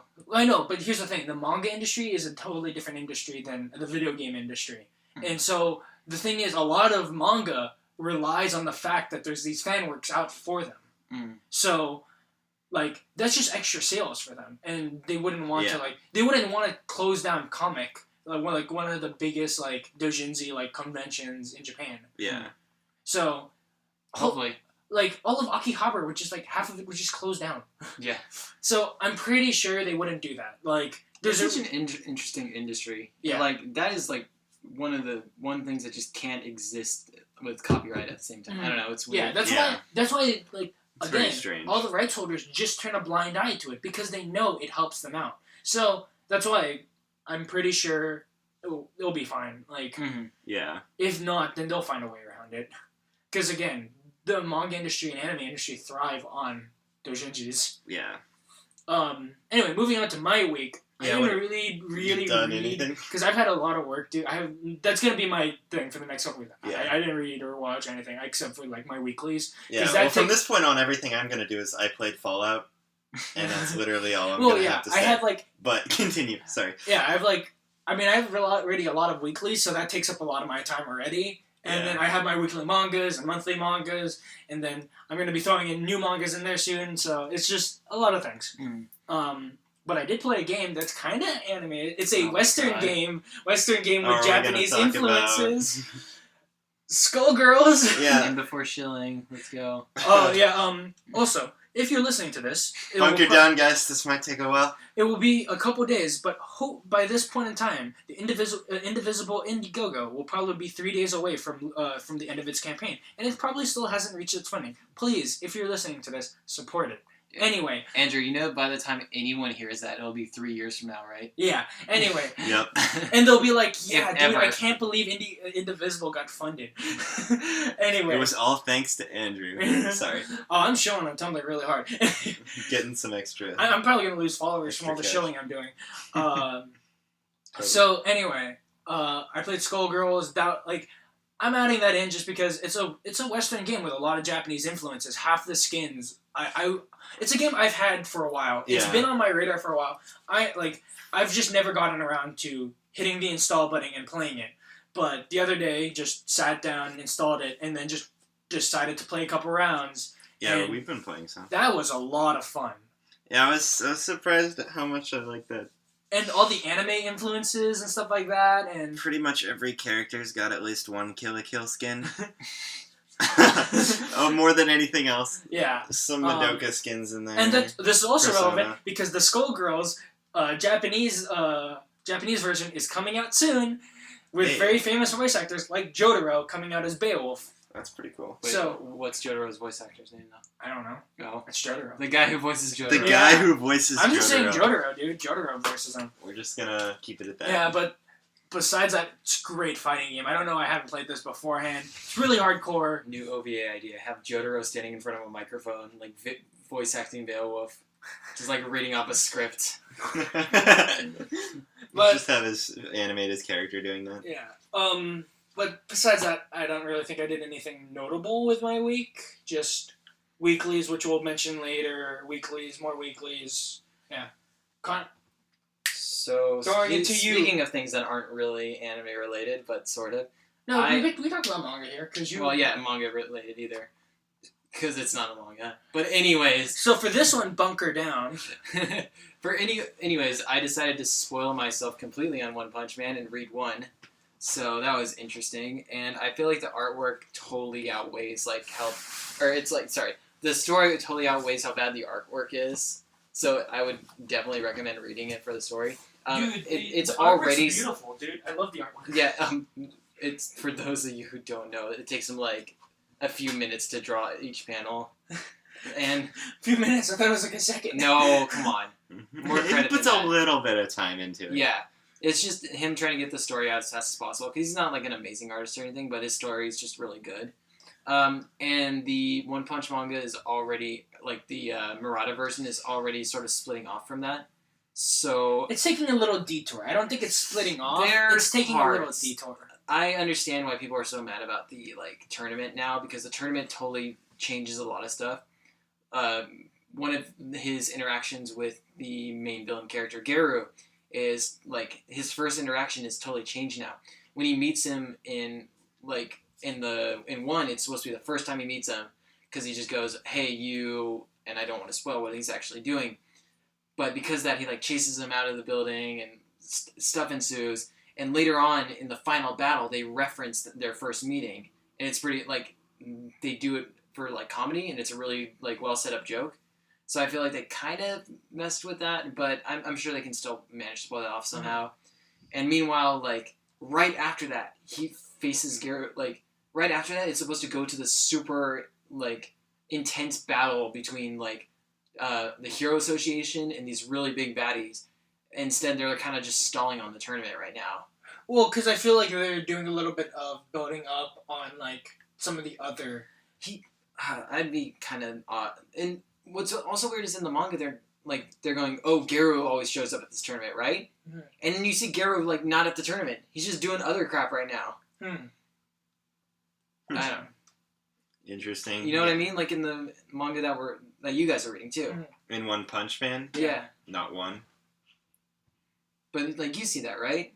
Like, they're like, oh, I'm waiting at the tournament, and then Garo's just going around doing other stuff at the He's time. off beating random people up. Yeah, exactly. Off hero hunting. So where are they going to go with the tournament? Doesn't make any sense. I don't know. I'll get around to it. If I have some free time, I could just blow through that in an evening. Yeah. I blew through One Punch Man in about 3 hours. One's really good.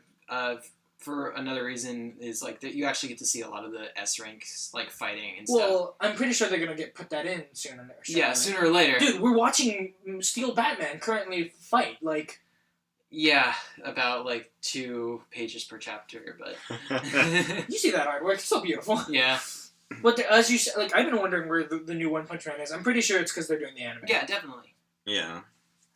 They're just taking it in a weird way. I don't mind the little spin-offs, but I feel like this tournament, like, it's not like the whole licenseless writer thing where it totally fits in with the story. I feel like this is kind of going against the curve of the story. What do you mean the licenseless writer thing?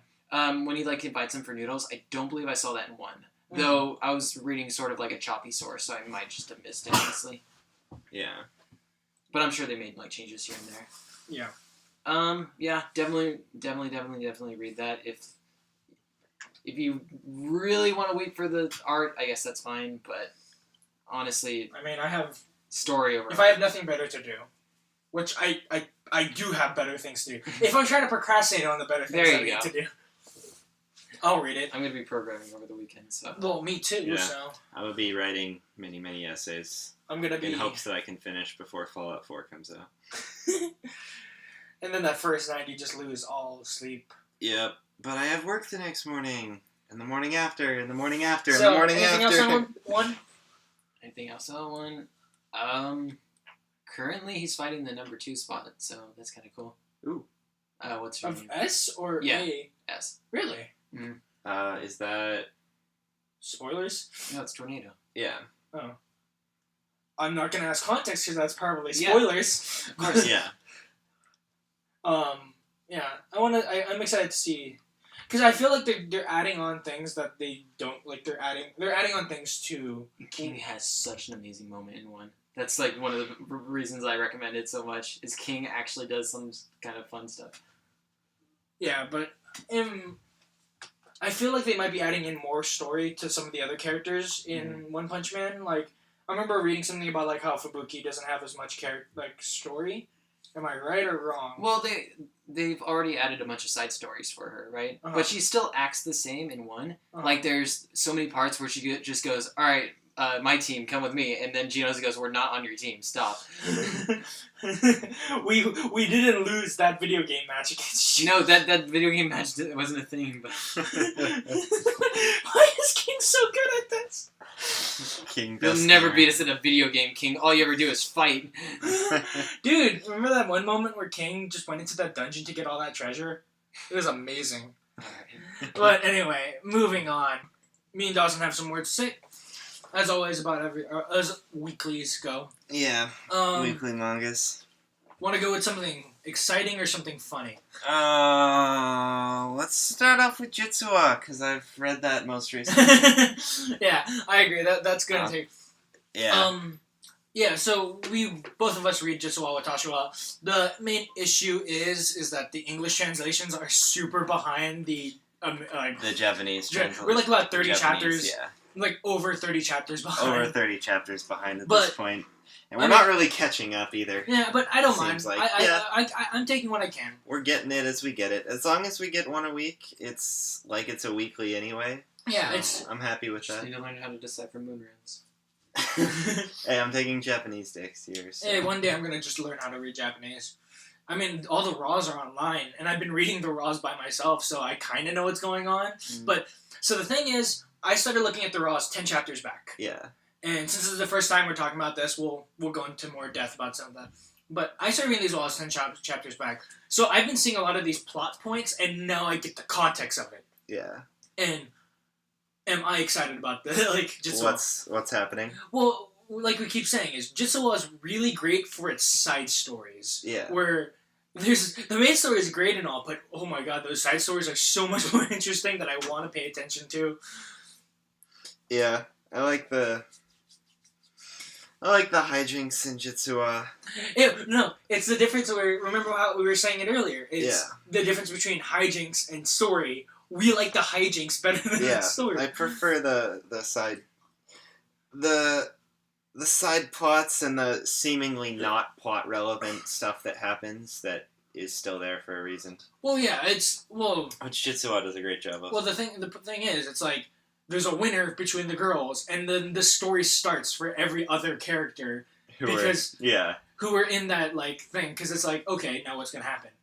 So like each person now is like going like, and even more of the side characters are getting their plot. Like the best friends are now all getting their individual like their own stories like simultaneously happening in between each other with the past 2 chapters at least. Yeah. Well, I mean, I like that other chapter where it was Time Traveler Girl because she's my favorite, and just of that course. Where she's going around shopping and then she's like, "Oh yeah, I dropped the shopping list in the water." So looks like we're gonna go have to fight a Minotaur in a dungeon. Yay! Suddenly in an RPG now. Yes, let's do it. Okay. What ingredient was it supposed to be? I have no idea. Jitsu Wa's silly. I love it though. But yeah, these last 2 chapters are... They're now expanding on the best friends. Yeah. Which... We've seen something from all 3? Yeah, are they a group of 4 or a group of 5? They're a group of 4. Group of 4, because it's Asahi, Ashima, Oka, and... old guy looking. Yeah. I can't remember his name, but the guy who... Did you read the omakes for this, too? I haven't. I didn't read the omakes. Okay, there's a really funny omake where Yoko's just like, "Hey, so is one of you guys not the same age as the other ones?" And then he's just like, yeah, you're right, there's one. It's Shima. He's younger than us. Yeah, of course. Exactly the answer I was expecting from them. But, yeah, because Shima has his own story going on, which I think when they introduce, what I've been reading through the Raws, when they're going to introduce the next time traveler, it's going to introduce Shima's story, like, more into his story. Yeah, I mean, we got something from all 3 of them in the last 2 chapters. Yeah. Shima got taken away at the beginning of this one. Yet again. I love the ongoing joke of Shima, like, his criminal record is just building sexual harassment charges steadily. I'm just trying to confess my feelings. And then you have old looking guy. I like his. I thought that's where his story was going, and I'm happy that's where his story is going. Yeah. With how like he like, because he looks like an old gangster type of guy, like he was in a gang. Yeah. So the fact that he like kind of has feelings for the teacher, which, hey, good on her. Yeah. She needs some. Exactly. This would be an interesting Sakurada. Yeah, sorry. Sakurada. I don't know where to put the emphasis on that, but Sakurada, I think.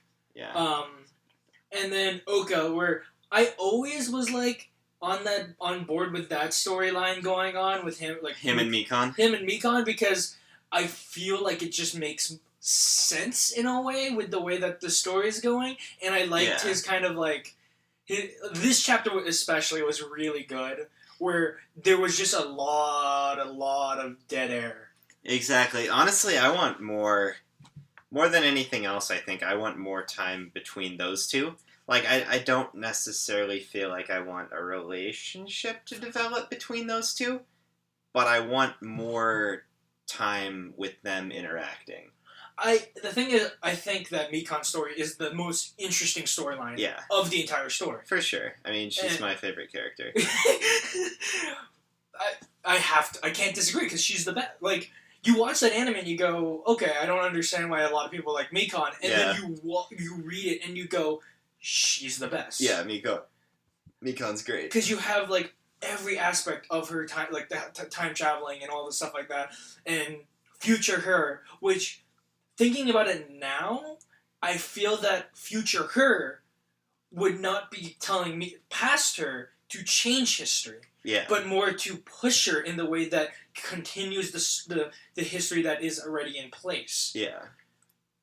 Because I know Time Traveler is there to try to change history. Yeah. But it seems like future Mikon would not want to change history. I feel like future Mikon is trying to direct it in a way where... As much as perverts have taken over the world. Yes. In the future. Like, that's why I would think that that's where the storyline would be going, is where, you know, future Mikon is trying to get her on that path towards more of Oka, maybe. Perhaps. like just pushing it that way. Again, I can't wait for more bits because they do more with her going into the future and stuff like that. Yeah. Which I'm excited for, because I'm excited about a lot of the time travel stuff with those characters. That comes with this. Yeah.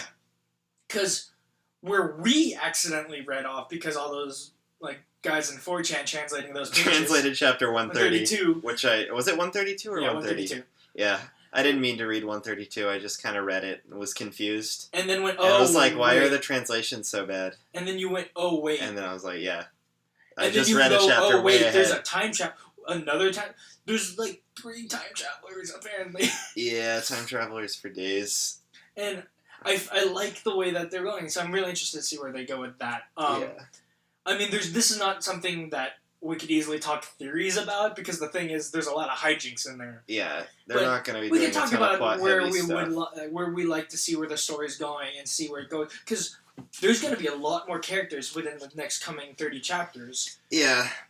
Because there's Asahi's sister as presented as one. There's a bunch of younger students that just come about. Like show up. There's like 4 new students, like 4 of the younger class that come about. Yeah, I mean, before I know where I want this to go, I want to meet the new cast members before I decide like who I would want to see more of. Yeah. Because right now the only 2 cast members I really care to see a lot more of are like Mikan and what's his face? Sakurado or Oka? Oka. Yeah. I want to see, regardless of whether they're together or apart. The thing is, I like every cast member in there, where this is one of those where I don't dislike anyone in the cast. So I like to see every time like a new story comes out with a cast member we haven't seen. Like we haven't seen a storyline with like we just recently got the storyline with Aizawa. Yeah, I just want new storylines more than anything else along different characters. So we've seen a lot of Aizawa, Shiragami, and Mikan. Some Mikan.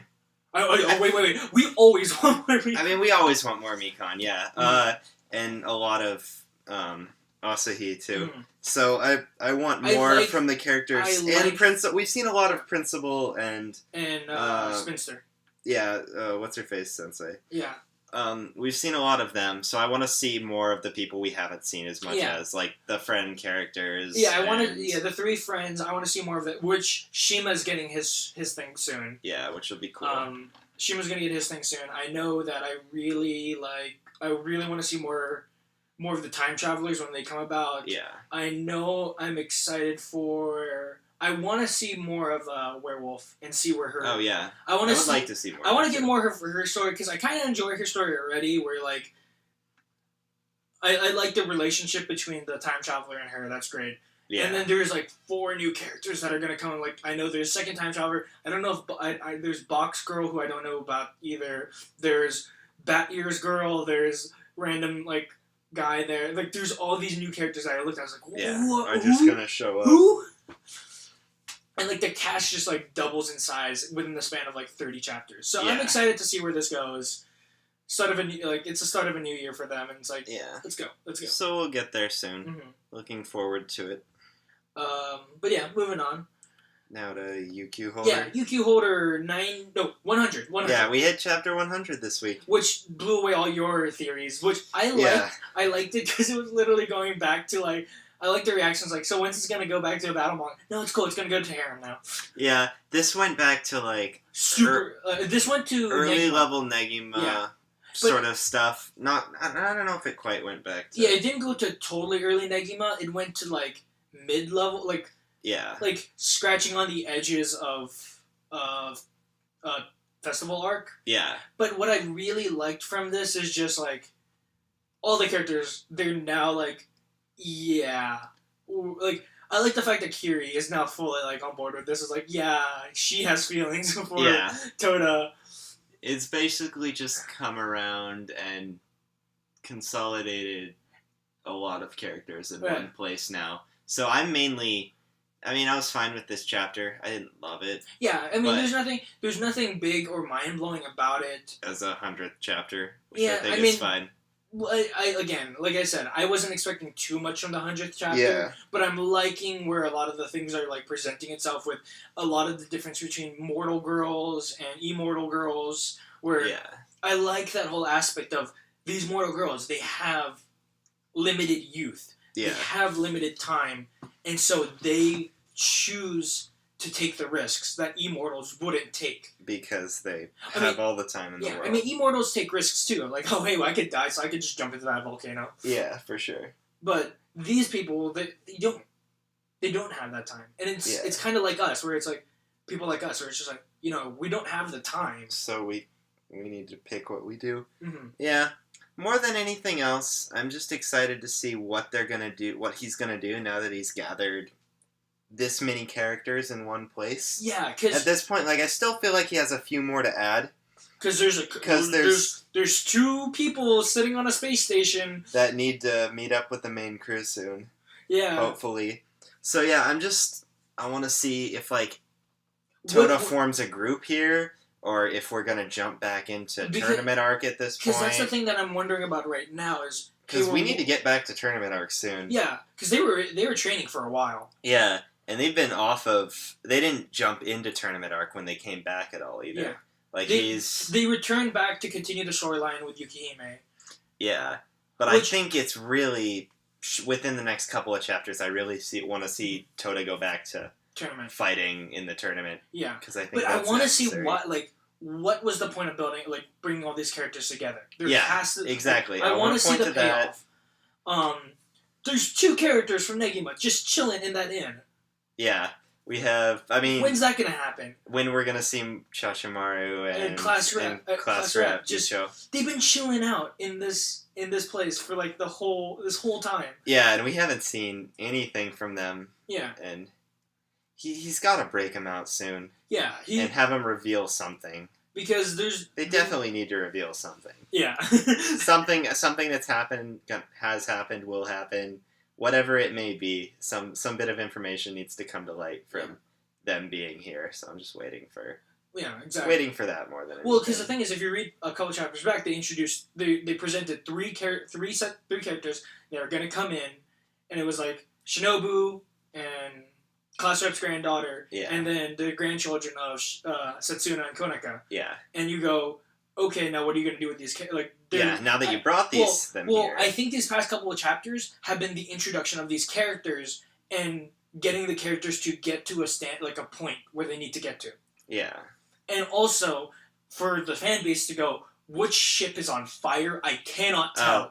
Oh, yeah, about that. Because this chapter is reminiscent to that old chapter back, post-festival Oh no, this is where the chapter's at. This is post-festival Magic World. Yeah. The chapter where all the girls are trying to sleep with Negi. Yeah. And then basically they're all fighting over him, and he wakes up and he's like, "Why am I bruised?" He's like, "What's going on here? I don't remember a thing." Yeah, and so that's what this chapter was very reminiscent of. Is where all these girls are fighting over him, and he doesn't realize it. Yeah. Yeah. And that's what I felt like this chapter was kind of not going for, but what was what it was trying to mirror. No, if you scrub their back 50 times, you will. Yeah, so is the Yukihime ship burning, or is it honestly? On fire? I don't is it even. Sinking? I don't even have a ship in UQ Holder.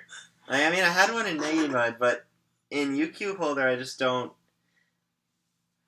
I just have characters I like. I don't have. I like that moment where Santa, he just shows up with Santa, and they're just I don't even know what's going on, man. Honestly, I want more time of him just growing it up with Santa. Santa's the two of them just hanging out together. I still want Koromaru to end up as a dude. Because I'm hoping what happens. I feel like that's what his character in this chapter. Yeah. He had that moment where he stops everybody from pursuing Toda, and he's like, "Toda, run!" And he takes a second, and he says, "This feels right." Mm-hmm. And he's either saying this feels right because he likes the fact that he's protecting Toda as a friend, not as a lover, or he could be saying this feels right as he's supposedly staking his claim on Toda. But here's the thing: her claim on Toda, whatever. Koromaru never went out to try to scrub his back. Exactly. So I'm really hoping this was a sign that he's going to eventually pick the dude route Yeah. when it comes time to choose his gender. And I Her hope... gender. It fuck? gender. Yeah, Connor's confused over here It as makes to why a sense. character gets to pick their gender Yeah, and there's a currently character doesn't that- have one. There's a character that gets to pick their gender. Is it like a slug person or something? No. No, he's just a dude. He just doesn't Have a currently have genitalia. Yeah. Okay. And he's neither a guy nor a girl. Okay. They are neither a guy or a girl. On their I'm not 16th gonna ask. birthday, they choose. Or no, it's not they choose. It like one of the two happens depending on their leaning, but they can choose either or. Yeah, they can choose either or, and if they don't choose, it picks. Yeah, it picks. Something picks. As to what picks where, it's highly unclear. But something happens. Yeah. And they become a gender.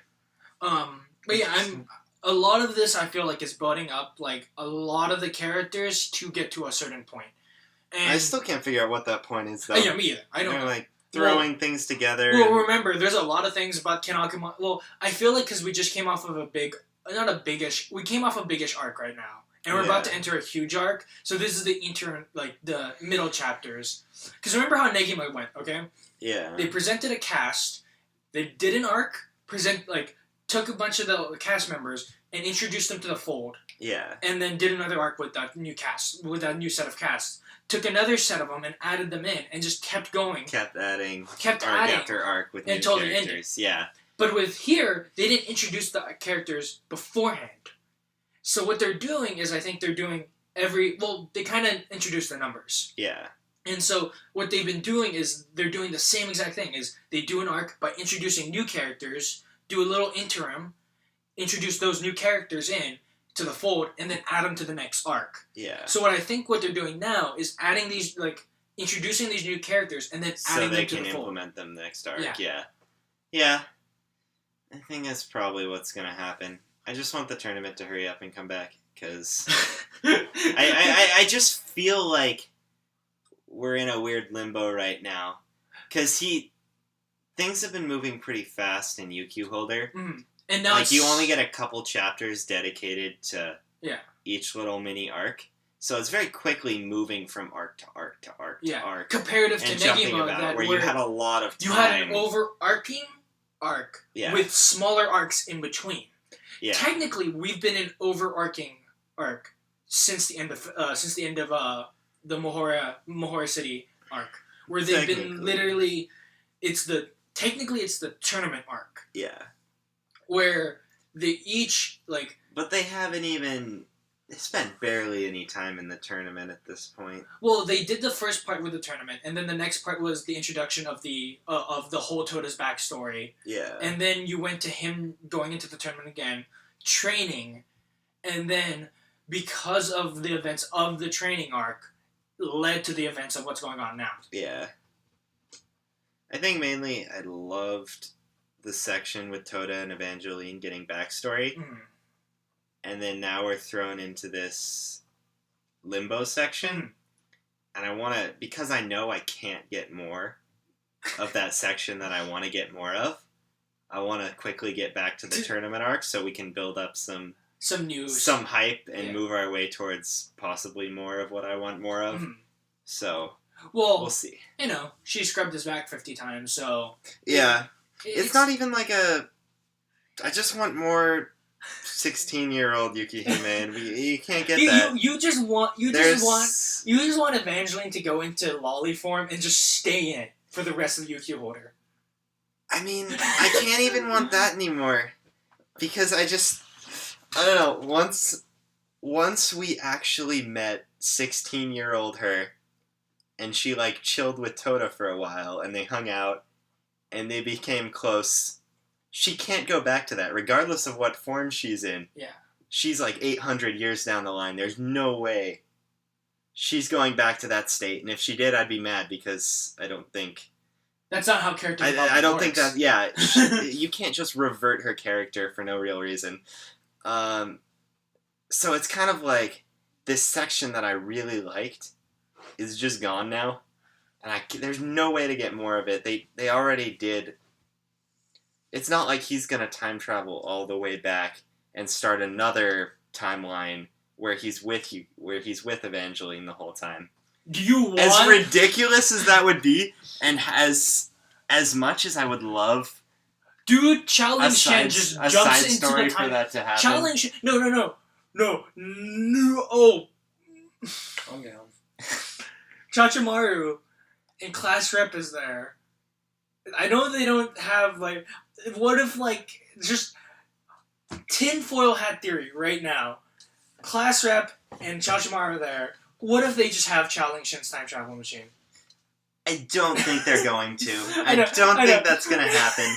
Tinfoil hat, and literally everything you just said, where they just basically throw Toda back in time. See, I want a spin-off side story. Yeah, but you don't want... Of a separate timeline of him where going back. Toda, after he meets 16-year-old Evangeline and sees what happens to her, gets his hands on a time travel device, travels back to a day after like, one of the times when he first meets her, and then just stays there. He hangs out with her, and it's them working through the prejudice and all the people who are going after them together, and it's just like them working together trying to get out of these situations.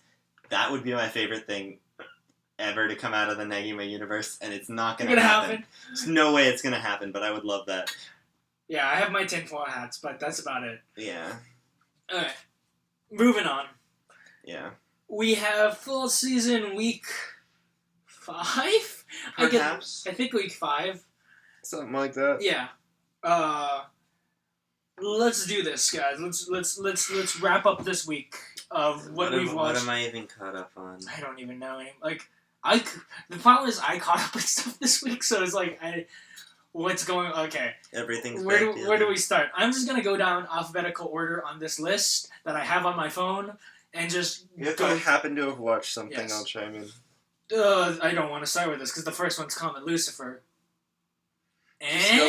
Just go for it. There was a mech fight. Another CG mech fight. It was a CG mech fight, and then the mech turned from a cool mech to a stupid-looking mech, and power. Oh, okay. Connor, Dawson, the thing that just rivaled in stupidity with Lance and Mask is Comet Lucifer right now. Because, as always, this is a spoiler section for the fall season of what's currently airing. And guess what happened in this week's Comet Lucifer? Last week's episode, Felia gets kidnapped.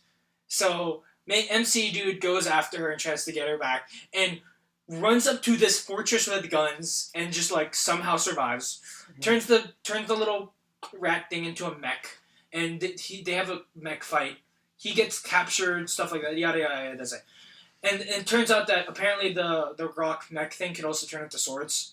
Somehow. So he was able to cut open a door or something like that. No. Anyway. Is this Comet Lucifer? Yeah. Anyway, huge, like, nuclear explosion just starts to blow up this base thing, because Felia goes all insane and starts, like, using her powers and going nuts. And then she saves MC, they go off somewhere else. And then it just goes, MC wakes up and looks at the girl, looks at Felia, and Felia's now, like, 5 years older to now his age, because apparently when she uses her magic, she ages. So now she's the same age as MC. That's not gonna last.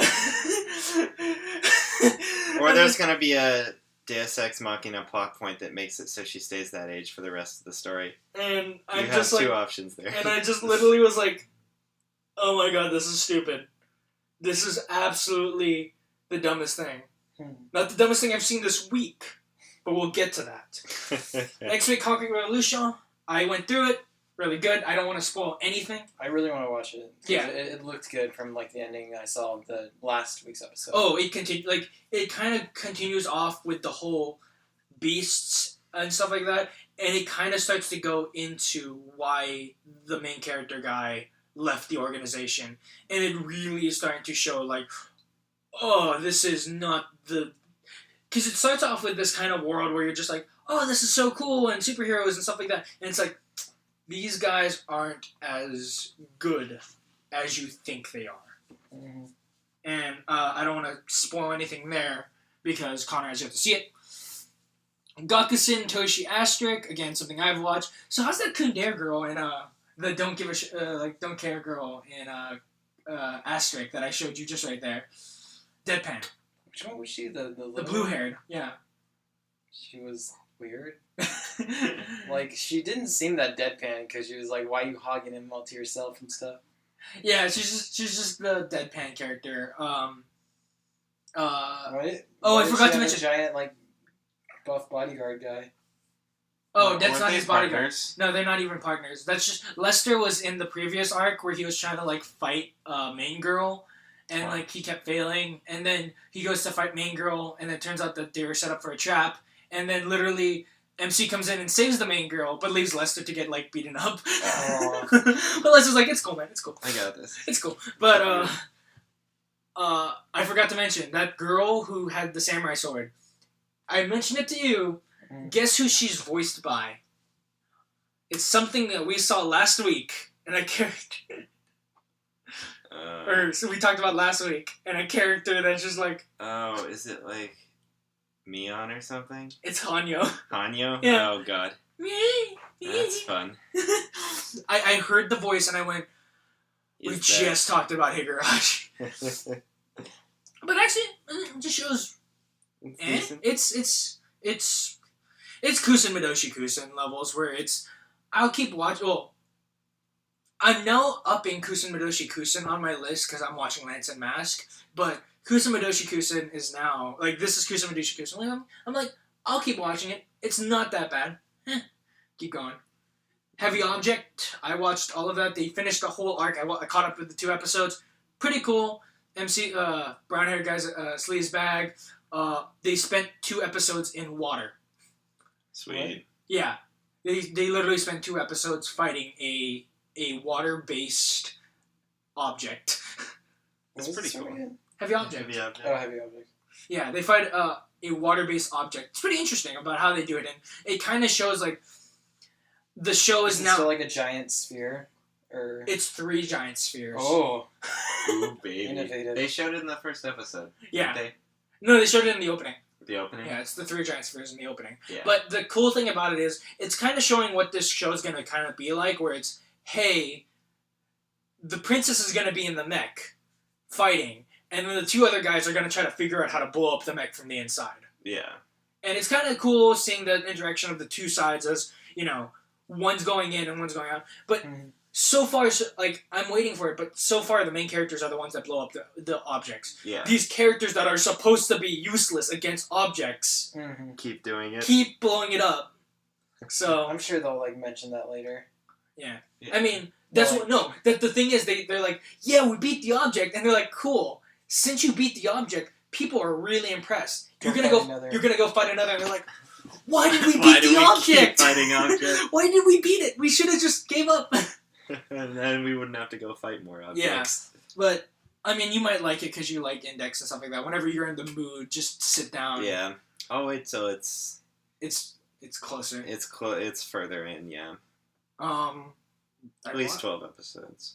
Why don't I remember the new K Return of Kings? That's really weird. Swear I saw you watch it. I the watched other day. it, and I felt like something big happened. I don't remember. Come back to it. I will come back to... Oh, yeah. It's just the Green King is about to go to war with the rest of them. Okay, got it. Yeah, it's pretty good. Pretty good. I like it. I enjoy it. Hey, we caught up on Kagewani. Badly animated one. Oh, Or yeah. The best animated one. Yeah. Best animation So, around. Connor Dawson, give me your thoughts. Oh man, it was 2 feels for me. Dude, we're getting some serious plot here now. And feels. Plot Some and the serious feels. plot and some serious feels. Like, this... So the 4th episode, the 3rd episode, Yeah. the episode with the sea monsters, that was the feels episode where it ends Yeah. with the entwined hands, and you're just Exactly. These like, guys getting turned into monsters, but still holding do I feel hands. happy about this or do I feel sad about this? Because technically they got together in the end. But technically guess. they died, and his current girlfriend was left lonely. Well, no, not current girlfriend, current love. Like she was into him, but he wasn't dating. Oh, was that what that was? Yeah. So sad, man. So sad. So It's too sad for me. and then the next one was the turtle. Yeah. What do you guys think about the turtle? I mean, It's cool that we now have a rivaling people. You guys like the show Group. ironically, right? Just making sure here. Yeah. Okay. It's not. It's actually really good writing. Like, it's tight writing. It's tight writing for a 7-minute. They do a good job of portraying a story within 10 minutes, 7 minutes, whatever it is. But, it's okay. But, I mean, it's not amazing or anything, but it's fun to talk about because it's so different. It's really different. Yeah, that's the main reason why I feel I still don't understand why they couldn't climb up that ladder. Because the dead body was blocking the hole. Then move the dead body out of the way. It was kind of entangled in it. So how did they die in there? Dude, it's 7 minutes. They don't have enough time to explain these things. There's just not enough time. Yeah, there isn't a good Granted, that 7 explanation minutes for could have been used to explain all of his Irish's backstory, but yeah. But yeah, it's enjoyable. And Glad then the we recent have episode a villain was group, and we get to see MC actually doing something. yeah, I like the recent episode where it's just like, you weren't here. Walk in with flamethrowers. Yeah. Just burn them. Remember, guys, stealing is wrong. Yeah, if you steal, monsters will We'll mess you up. Yeah. They'll mess your It'll face up mess with pretty your bad. stealth because it'll drop out of your pocket. Yeah, you can't stealth around with stolen things in your pocket. Tip Tip for playing Fallout 4 when it comes in a week or two. I watched Komori-san. It's 2 minutes. It's kind of interesting, I guess. It's 2 minutes. I can't say much about this because it's 2 minutes. Like, that's the whole problem with this anime, where it's like... What was the episode like? What happened? They were expanding on black character, I think, more on this one. And there's this really weird moment where, like, it's kind of weird where it seems like her two friends are kind of romantically interested in her. It's very unclear. I don't know if they're just joking around. Going for the Yuri harem. I don't get it. I'm gonna read the manga because everyone says the manga's really good, so I'll get around to that.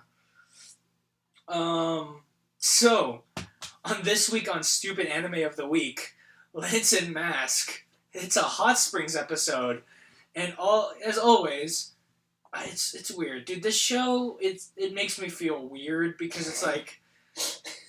Because it's little girls. It's little girls, and they keep doing, like, these fan servicey moments, and I'm like, why are you fan servicing little girls? There's probably a niche out doesn't there. want to get caught by Chris Hansen. There's probably a niche out there. Like, there's probably a niche. But, okay, want to hear the stupid thing that happened in this episode? Absolutely. So, they bring... Sorry. So, basically, since last week... The other girl, Yu Fang, was like, "Hey, you're my dad now." And then Maki was like, "Hey, if she's Lance and if she's Knight and Lancer's daughter, then I'm her mother, even though she's like 5-10 years older than her." Basically, there's a part where she's hiding, and then Maki walks up, and is like, "Hey, I'm your mother. I know where you are at all times." And she goes, "Mama," and just like hugs me, like, "What?"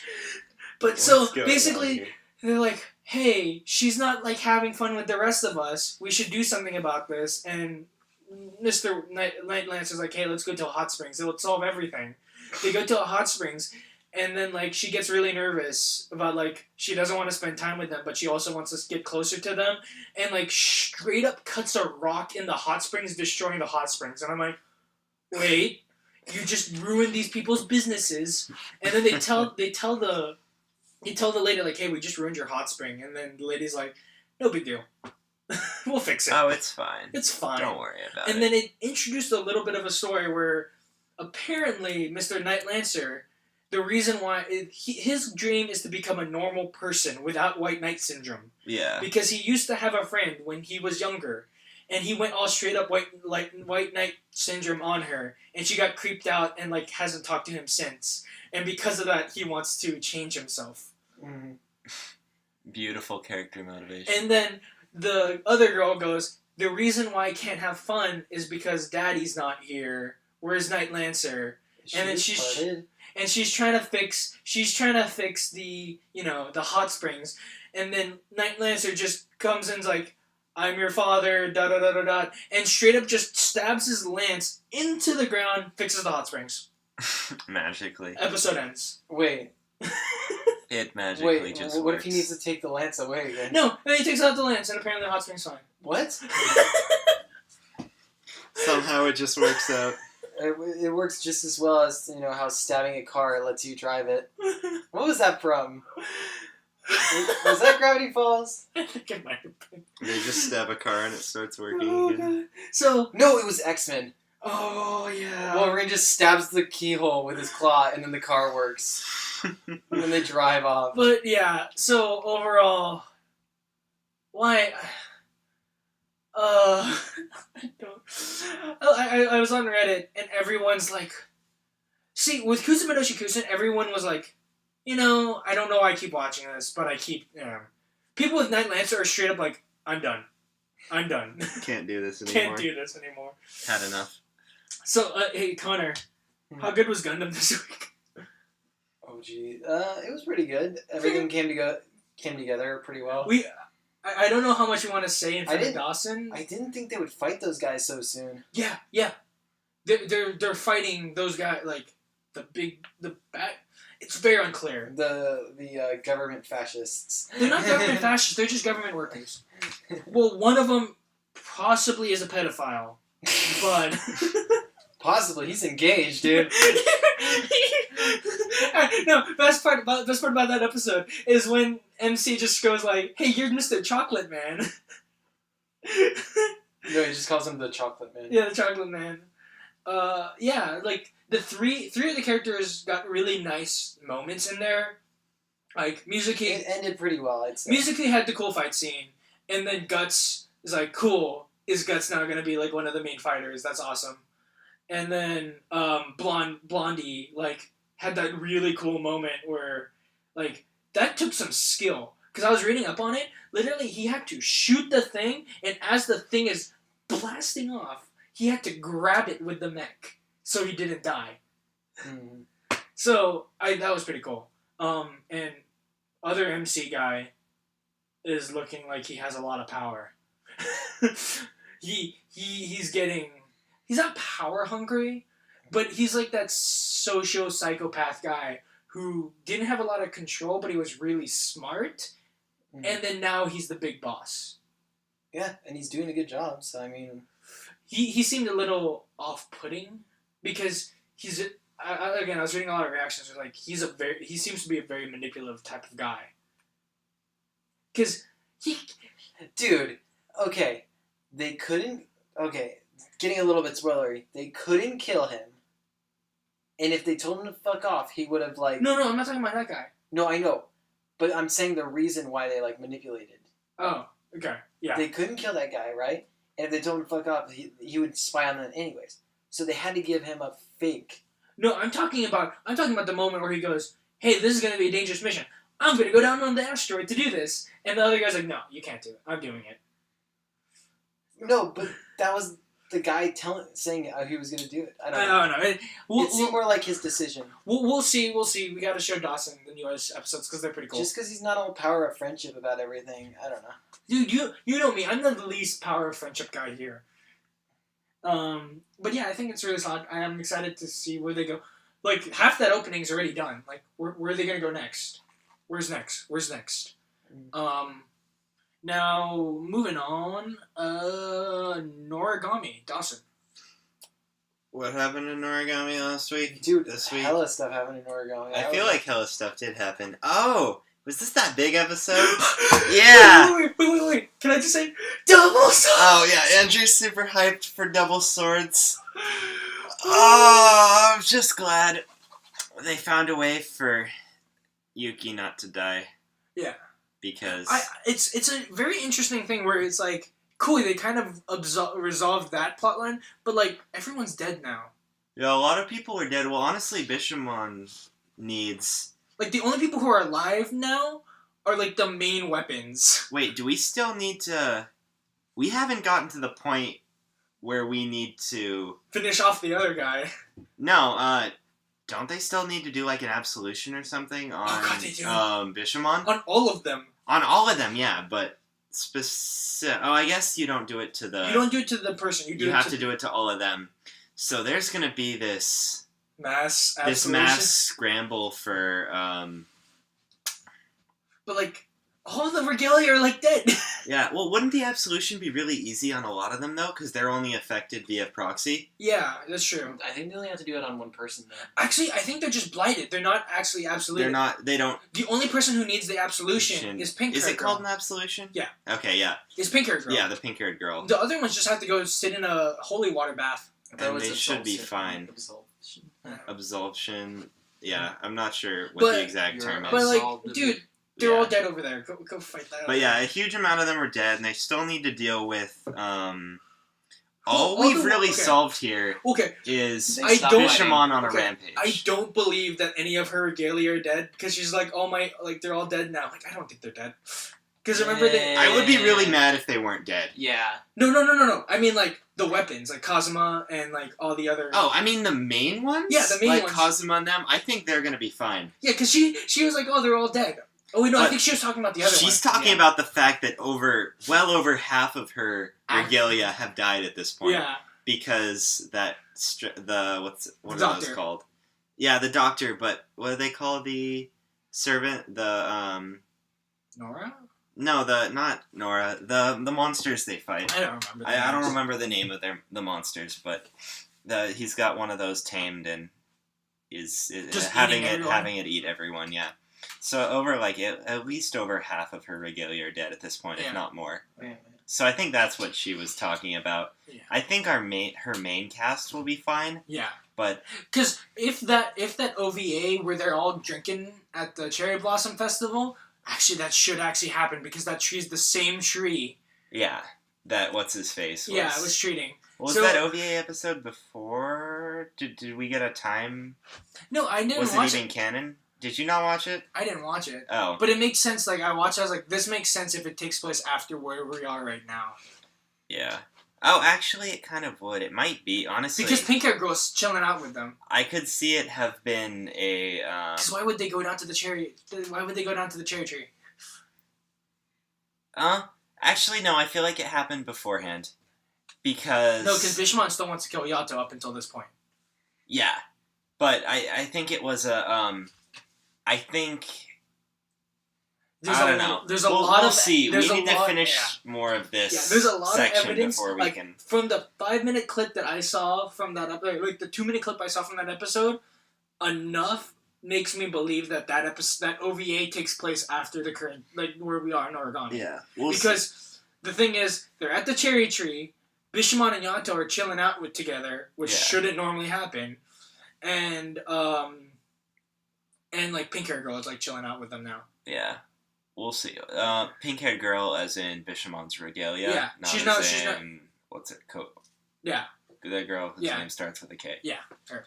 Um, I think that's. But interesting things as always. yeah, good we're at stuff the is cli- happening. We're in at the Origami. climax of this arc, and then we're gonna get the other arc with that other dude who's been in the opening. I'm like, but we haven't who are actually you? seen Who yet. are you?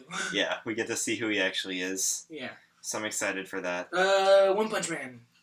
One. Talk. Way better than last week. Yeah, By, like, far. definitely better than last They just week. didn't add that one scene from the manga, which was disappointing. But overall, that fight was pretty cool. He didn't, Yeah. He didn't rush the laser. So. They didn't. Honestly, maybe they didn't add the famous panels because it was so well done in the manga. They didn't want to Dude, just take the panels. have to do it. Just literally take the panels directly input. Dude, that the one's panels free. in. That's literally free money. Yeah, the fight scene was super hype though. Yeah. We it was- rewatched that. Like 4 The times. the test was I like just as rewatching funny Yeah, that's as it was in the Yeah, manga. Snake is cool. Snake. Seeing Snake, yeah. Snake. I almost feel like Saitama should have beaten the test even harder, but whatever. Like, he could have destroyed the entire building with that shot put if he wanted to. Yeah. Well, I think He wasn't lifting nearly enough weights. yeah. I think that's kind of supposed to be the point. Like, he wasn't even going full out, and he still beat, like, even close to full out, and he still beat every record for their physical Mm. prowess tests. Yeah. But overall, I mean, we liked the One Punch Man adaptation. Yeah. Shy show. Listen to the One Punch Man Cross Revengeance song. It's really good. Rules of King Nature. passed the physical test. He did it. Remember? Oh, yeah, they just... He just gave him the spot. Spoilers. Dude, because King is the strongest man in the world. Like, he wouldn't even need to touch the test. Dude, that King engine, they hear it, and they go, man, King, you're too cool. Too cool, King. Man, I need to show you the newest episode of the Maid Princess one. Orga Ojo Sama Gakko Shomen Temple.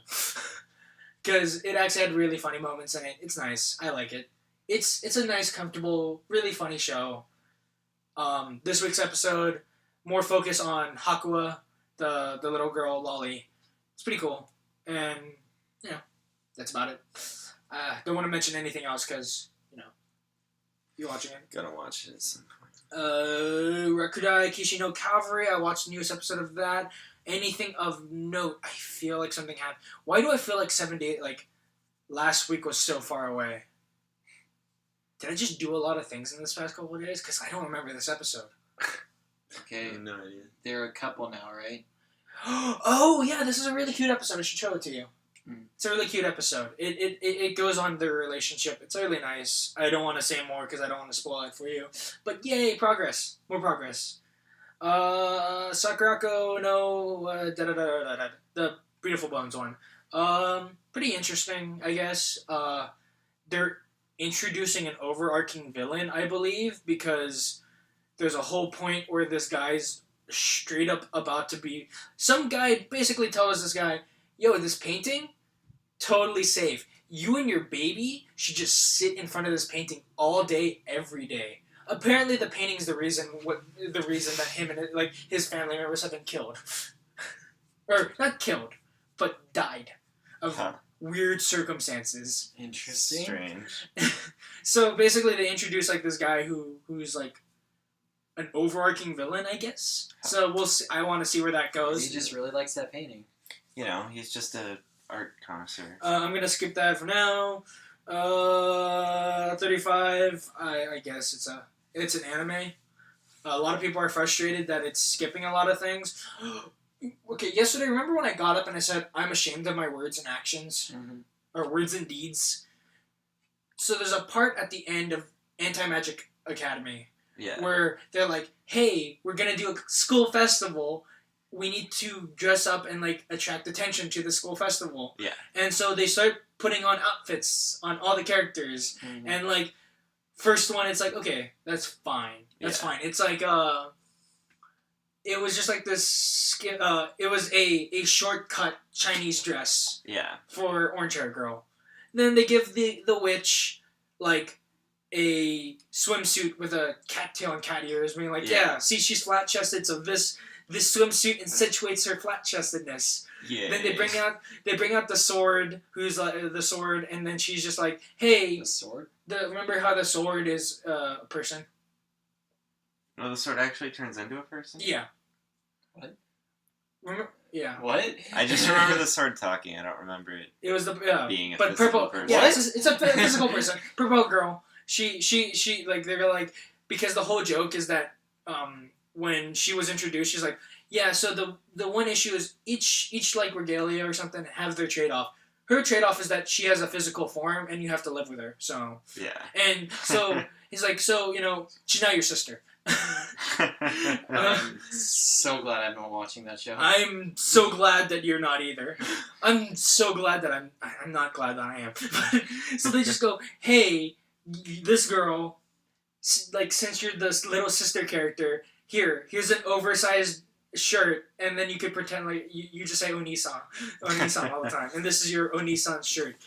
And then they bring out blonde hair girl, and then literally her costume is literally medical tape, only covering her provocative bits. So she's utilizing the art of the... Oh my god, Dad, it's Hollister, Crombie, and Fitch. and then they go, and then they're this is a legit costume, and I said... No, it's not. About that. And then literally I watched that, put the phone down, and said, I'm ashamed of my words and deeds. And just walked away. Before I talk about the last two, I'll go to Young Blackjack. They're in Vietnam. Pretty Boy Doctor comes in. It's Young Blackjack. They chill. It's a thing. They're in Vietnam. Apparently, maggots help infections. Yeah. Yeah. They eat all the rotten bits. Yeah, I did not know that. Mm-hmm. That's really disgusting. It is, but it's People use that. also effective. Anyway, As long as you get them out before they... before other They don't eat discussion. the fresh meat. No? I don't think. Yeah, they only eat the rotten parts. And then they just, like, fall off. Yeah. I thought you had to, like, take them out at some point. Well, I mean, you don't want a live maggot Yeah, like, wriggling living in around you for while a you're bit. trying to heal over the section, you know? That's true. I don't want to talk about maggots anymore. Pull them Utarimono! out later. Hey guys, Utarimono. Pretty comfy. Yeah. Super comfy. Nice to... What do you guys think? Give me your thoughts. We get a princess added to the mix now. I'm so glad there's still no character that gets all embarrassed and then hits the main character. You know what I mean? I don't think... Like, how much would that detract from the series if that Okay. character existed? Okay, talking about Anti-Magic Academy real quick. There's a scene. So, basically, blonde-haired girl's whole shtick is that she's from a rich family, Yeah. but then her mom's like, I need to marry you off because you're not doing good in school. But then the person she's marrying her off to is like her childhood friend, but like they've been like arranged marriage since like childhood, and this guy is like the definition of trigger words, where like the minute he walks up and goes, hey, how's it going? She collapses and starts crying, and like, and then like the main character does like, hey, what are you doing? He's like, it's cool, we're childhood friends. And he's like, I can't wait for you to be mine later, and just Seb pieces out. yeah, the definition of trigger word. Wait, was it Classroom Crisis where the person was like gonna slap them, but then they didn't actually slap them? Yeah. They just lightly placed their hand on their cheek instead? No, that No. was Perfect Insider. Perfect Insider. Okay, cool. We're gonna talk about that soon. But okay, so Sorry. there's a bit No, it's where fine. she's trying to go home and MC's trying to console her, and like she's not looking like she's in a good place, and she's like, here, come to my place, and of course, misunderstanding. She's like, oh no, I'm going over to his place, that's insinuating this, and then she's taking a shower, and then she's like, oh, maybe if like I have sex with him, What? then I'll have a kid, What? and then I could get out of this arranged marriage. What? And then so she gets out. It's a great idea, Wait, Connor. what show is this? Don't question this. Anti-Magic Academy. Where's the sword girl during all this? She's not there yet. But basically, no, she doesn't actually do it. But she's in the shower thinking about it. I know, but And then so she gets out of the shower and like straight up just like drops towel, like let's do this. and the guy's And like, like, no, you. and she's like, no, like I'm gonna stop. No, this is no good. It's Do not like- pass. This is like just like Classroom Crisis. No, I only said you can use my shower. It's like don't like no, but like the thing is like, and then she slips and they're about to kiss, Oh, and then God. literally all the other female characters just Every walk other- in, like no, it starts off with like Witch Girl's like, hey, you should really like get this going, and then she looks up, freezes. Orange hair girl comes and is like, hey, you can't just walk in, freezes, and then other girl comes and is like, hey guys, just freezes, and then all of a sudden like all the two girls go, this is the one funny moment in this show. The two girls, the witch girl and the orange hair girl. The witch girl is like, I can't believe you're doing this. Orange hair girl is like, how can you do this? And then third girl just goes, why didn't you invite me? And I was like, It's like, there we go. you got me. You got me. As generic as this is, at least you did something Oh with god, it. no, that's what happened in Lance and Mass this week too. Walk like, in on a so, misunderstanding. One of the girl who chopped the hot springs and broke it, she Yeah. just pieces out and she doesn't even put on like a towel or anything, and she's just running around naked. And then Night Lance is like, oh no, like I need to cover her up.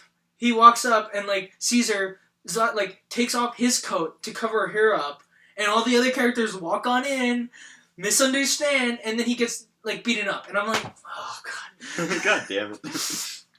Anyway, Utarimono, I'm sorry. Yeah, back to Utarimono.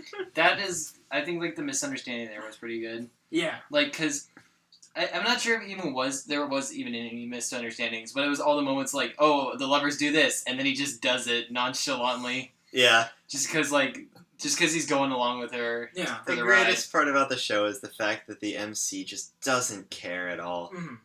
And He's down for anything. he makes an extremely relatable MC that isn't obnoxiously relatable. Mm. But like he's a too lot good can at some be. things. Like, he's not generic. He's just like, Yeah. he just doesn't care. He just doesn't care at all. And I like this. Like, there was a lot about this. I like the comedy in this show. Yeah. Where, It's like, very... straight up just dude runs up and, like, fires arrows at them. It's like, do it now. What are you doing here? No, the setup for that was great. It's just the main character, like, lamenting over his food. Yeah. The death of his food. He spilled his food. No. The setup to that is even better, where he's just brooming, like he's just sweeping, Yeah. and then just like you just see one character go across the screen, and he's just sweeping, and then you see the other guy walk up, and like he has a bow and arrow, and then just keeps walking, and He's just like, huh, wonder what that's about. yeah, and then just keep going, Doesn't even remember when he meets Yeah. up with them later. and then cut there, and then oh, she's a princess, cool, and I like the bit where like you're gonna go on a secret mission. This is gonna be life or death. No, they just need you to do odd jobs around the city. Yeah. No, But- it had a nice end on that. Yeah, I like the bit where he's doing this because like, you know, this righteous man, and like yeah. it's a kind of a cool thing. I liked how he actually like put in a little bit of effort where he's like, if I do all the work, there won't be work tomorrow. And he's like, oh, what a great idea. If I finish what I can do, I don't need to do other shit the next day. That's the perfect thing ever. I don't understand why we don't think about that when we actually procrastinate on our work. Oh wait, We do. But it's like, but I could do these things right now. But there was always more for him to do, was the issue. Mhm. Yeah. I like that bit where he's just like, more. I'm gonna get you more workbooks. Oh, God. He's like, oh god. Yeah. But yeah, overall, I'm enjoying this show. Yeah. MC never gets like abused or anything that's that unfair He to kinda, him. yeah. It's always just like minor inconveniences, and you feel for him because you would bitch during that moment too. But Yeah, it's it's like just like, oh, That's why I god think. damn That's why I it. think it goes to the relatable bit where, they're not like forcing too much on the main character, but you still relate with him. I don't honestly like how smart he's supposed to be. Like it's like, oh, this guy. I honestly feel like the guy's maybe a natural genius, which is why I feel like it'd be like a lot stronger of a point to make him like an kind of villain character, Yeah. or to have the potential to be a villain character, just because he has like all that charisma and he's really smart. I don't know. And he's really like off-putish. Yeah. yeah. But overall, I'm enjoying the show. It's up there in this season because I'm like, Yeah, it's one of my favorites. Yeah, Yeah. definitely. well, it's like top of this. And it's It's a like- slice of life, so that's hard to be like one of my it's favorites. like Gundam, Utaremono, Perfect Insider, And One Punch. One Punch are like solid with Rakudai All like great. being pretty good for me, and I like it. And And Cavalry is just kind of fun. That's I said Cavalry. Oh, you said Rocky. Rakudai no Cavalry. Oh, sorry. And the Maid Princess one's pretty fun, but everything else is like, Conquer Revolution. Like that's a solid 6. Comet Lucifer is like Asterisk Heavy Objects could be better. Actually no, K is pretty good, 7. Kagewane is just us laughing about that. Komori is Yeah. Lance and Mask. Why? Why am I doing this to myself? And then Valkyrie Drive. Oh, Noragami. What am I talking about? There's Yeah, like 8. Noragami's There's like great. 8. There's a lot of good ones. Yeah. What am I talking about? There's good ones.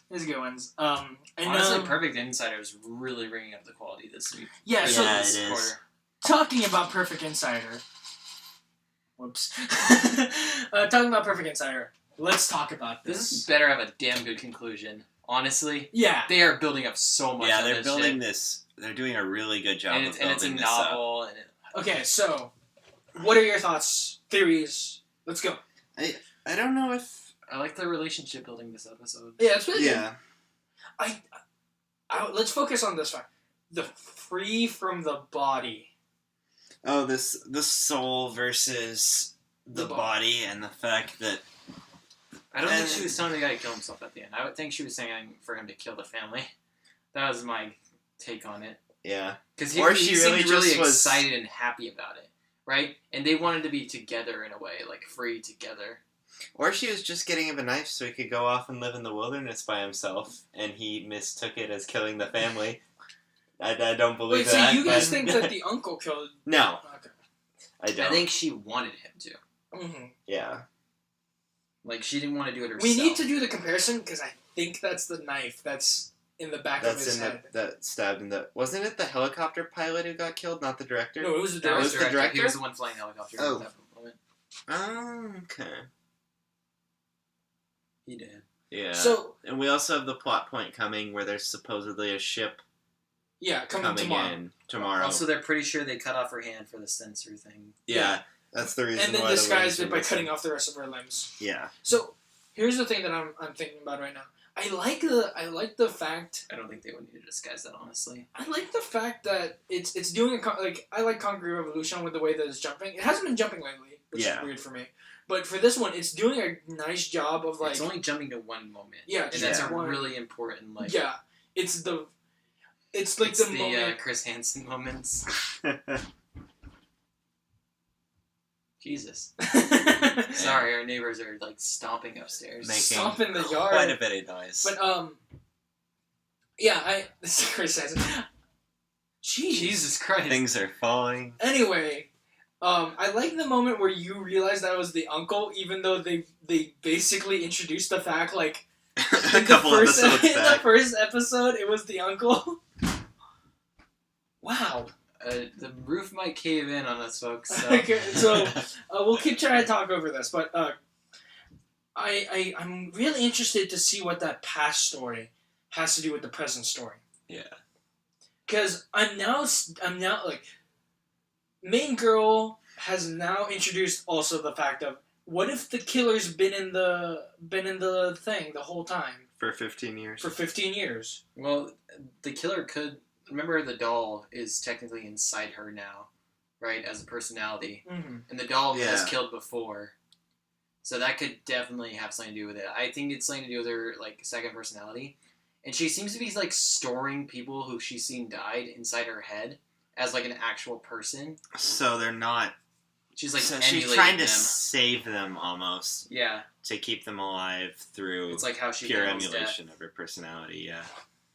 Yeah, I mean, you were talking about this earlier about the computer science aspect to this. As Yeah, in a a way, like... computer science major, go for it. Well, I don't have, like, super insight on this, but, like, something that's talked about a lot in science fiction when it comes to computer science is artificial intelligence and, moreover, like, the emulation of a human brain or a human personality, like, putting your own personality into a machine. So, in a way, she's kind of doing that herself, like, because, like, brains can kind of count as a computer in a way. Mm-hmm. You, like, compute data with them. So if she has, like, enough memory to do that and she sort of understands the person well enough, she sort of has, I don't know a good way to put this, like, you know how you can run a second operating system inside one, like a virtual box? She has, Dawson. like, a virtual box for people in her head. Partitioning. Partitioning? No, I don't think he's talking about partitioning. Uh, Are you talking about, like, VMs? having separate partitions and being able to switch what you're booting into? Are you talking No, about like, she's running... she's running virtual. She's the main OS. It's like she's using Oh, so- VMware. Yeah, Yeah, she's using First- VM host. Yeah, virtual box. yeah, I'm using that. Yeah. Oracle VM. Yeah, she's just running other things, like, Other people through her. Yeah. Other OSs through, like, DOSBox. Speaking of OS, how do you think their weird new OS... Like, remember how she created a new version of the operating system? version 6 of what was it called? It, like, skipped Red version something. 5. Yeah, Or skipped that's a version very 4 or interesting something. factor. Yeah. This show's just. This is one of those See, things that's that what I'm saying. They okay. build up so much, they better have a good if they have a conclusion. good Yeah. conclusion with this is one that we're like needs to be rewatched Yeah. just to see all those little clues. All the little hints as they It's been a while crop since up. a good mystery. Like, a really, Yeah. like, Yeah. just one mystery. You know what I mean? Oh yeah, like let's see. I saw Rampo, and that was not one big mystery. Sakurado is multiple mysteries. This is one big a mystery. single big mystery that we're building. Higarashi's sort of, but I mean, that's It kind does of it like, in a very roundabout way. yeah. And seems like a condensed. This is very condensed. Yeah. And they're definitely not making this a very spooky one. No. For the fact that there's a murderer running around, everyone seems pretty nonchalant at points. Which They're is, eating cookies. Which They're is eating good, I like. I They're like like, it. alright, don't panic. If we panic, we'll all just turn on each other. Yeah. There's so many little details that I'm just trying to think of, like, all the things that it could be. Like, so you're thinking that it could just be she killed herself? Yeah, she killed herself and ripped off her arms. No, I was thinking she made a robot, honestly. Interesting. Like, Yeah, it's maybe- already shown that she's and then you can made totally it. have like a little doll running around with a robot Oh. like inside it. She's inputted personalities into... What if she did have a child, but it died?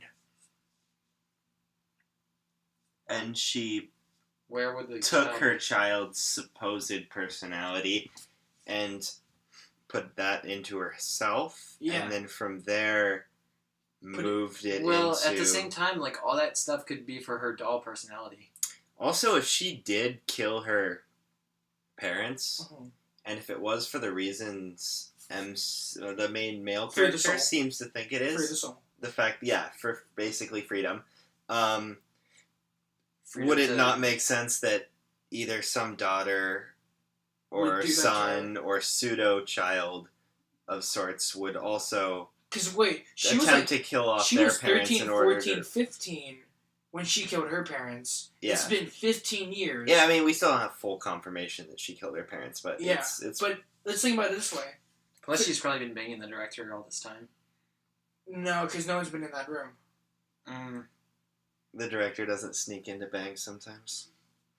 You just gotta check the trash chute for condoms. Would he really not try it? That's my question. Like, you know how, like, much they've been, like, sneaking away. He already endangered his life a shit ton of times. And now he Yeah. basically lives with her. Yeah, that's very true.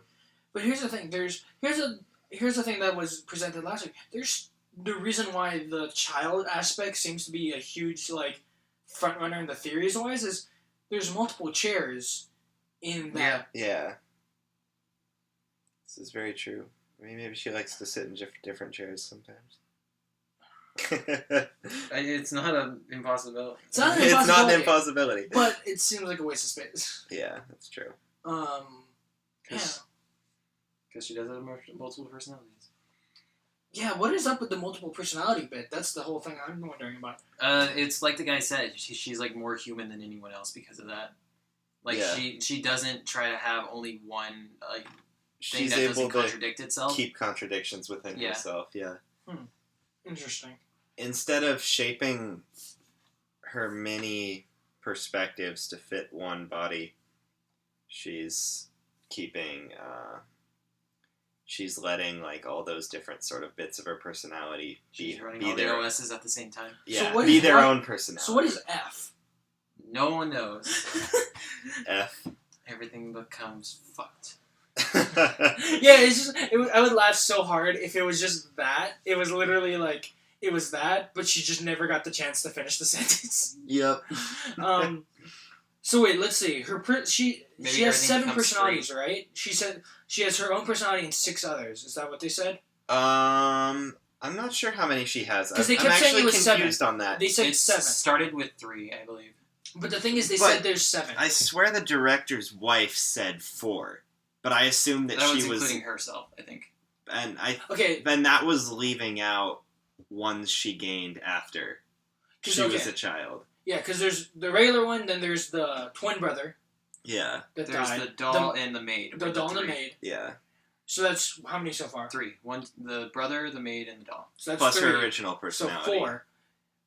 I keep saying 7, so why do I keep thinking She 7? got those after. Yeah, the 4 were only the ones Remember, she every kept time as a someone child. dies, maybe she has her parents inside. Yeah, that's what I was saying. There's 2 of them her Perhaps her parents. parents are there too. But that leaves one extra one. Mm. Could it be the dead child? Possibly. I really don't know at this point. That's a definite theory, though. Yeah. Why does she... Okay, now what does main girl's backstory have to do with any of this now? Backstory? That's what I'm waiting to hear more on, because I really don't I think have main any girl thoughts actually on is that. supposed to be like a parallel to this character because she's really smart herself. Yeah, but the thing is, remember what they said? It's like, hey, who was next to you when your parents died? Yeah. It's also interesting that she was comparing herself to what's her face, the girl who died. Mm-hmm. Main girl was, and Maybe she was our hearing- MC who likes to wear toast shirts very specifically said, "No, you're not her." So I'm kind of interested as to whether he's going to be proven wrong or right on that, because it seems like she's paralleling Yeah. the girl who's. And we're died. getting, like, bits of her backstory, but I want to Yeah. know what is going on. They're Yeah, almost like foils to each other, so yeah, more foils than parallel. we'll see though. trying to think of any other things that we could talk about this. I think we've covered it about this week's. Because this week has introduced some philosophy about freeing the soul and stuff like that. I mean, it's a weird idea. Yeah.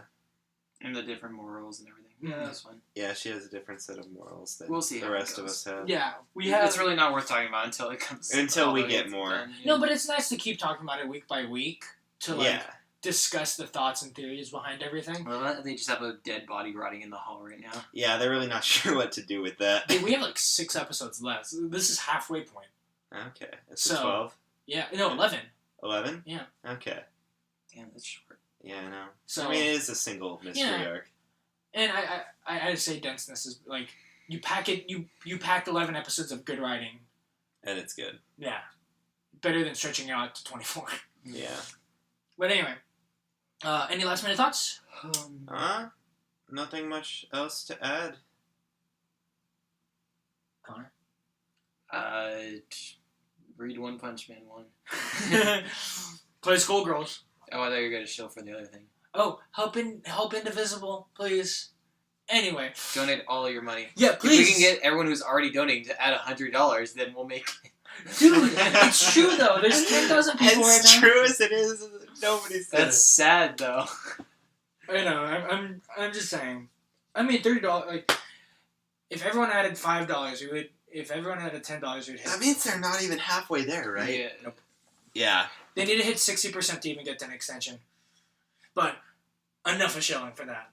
I Yeah. could shill by myself. I will shill by myself. For days. But anyway, thank you for listening, and goodbye, Yeah. and good night. Later.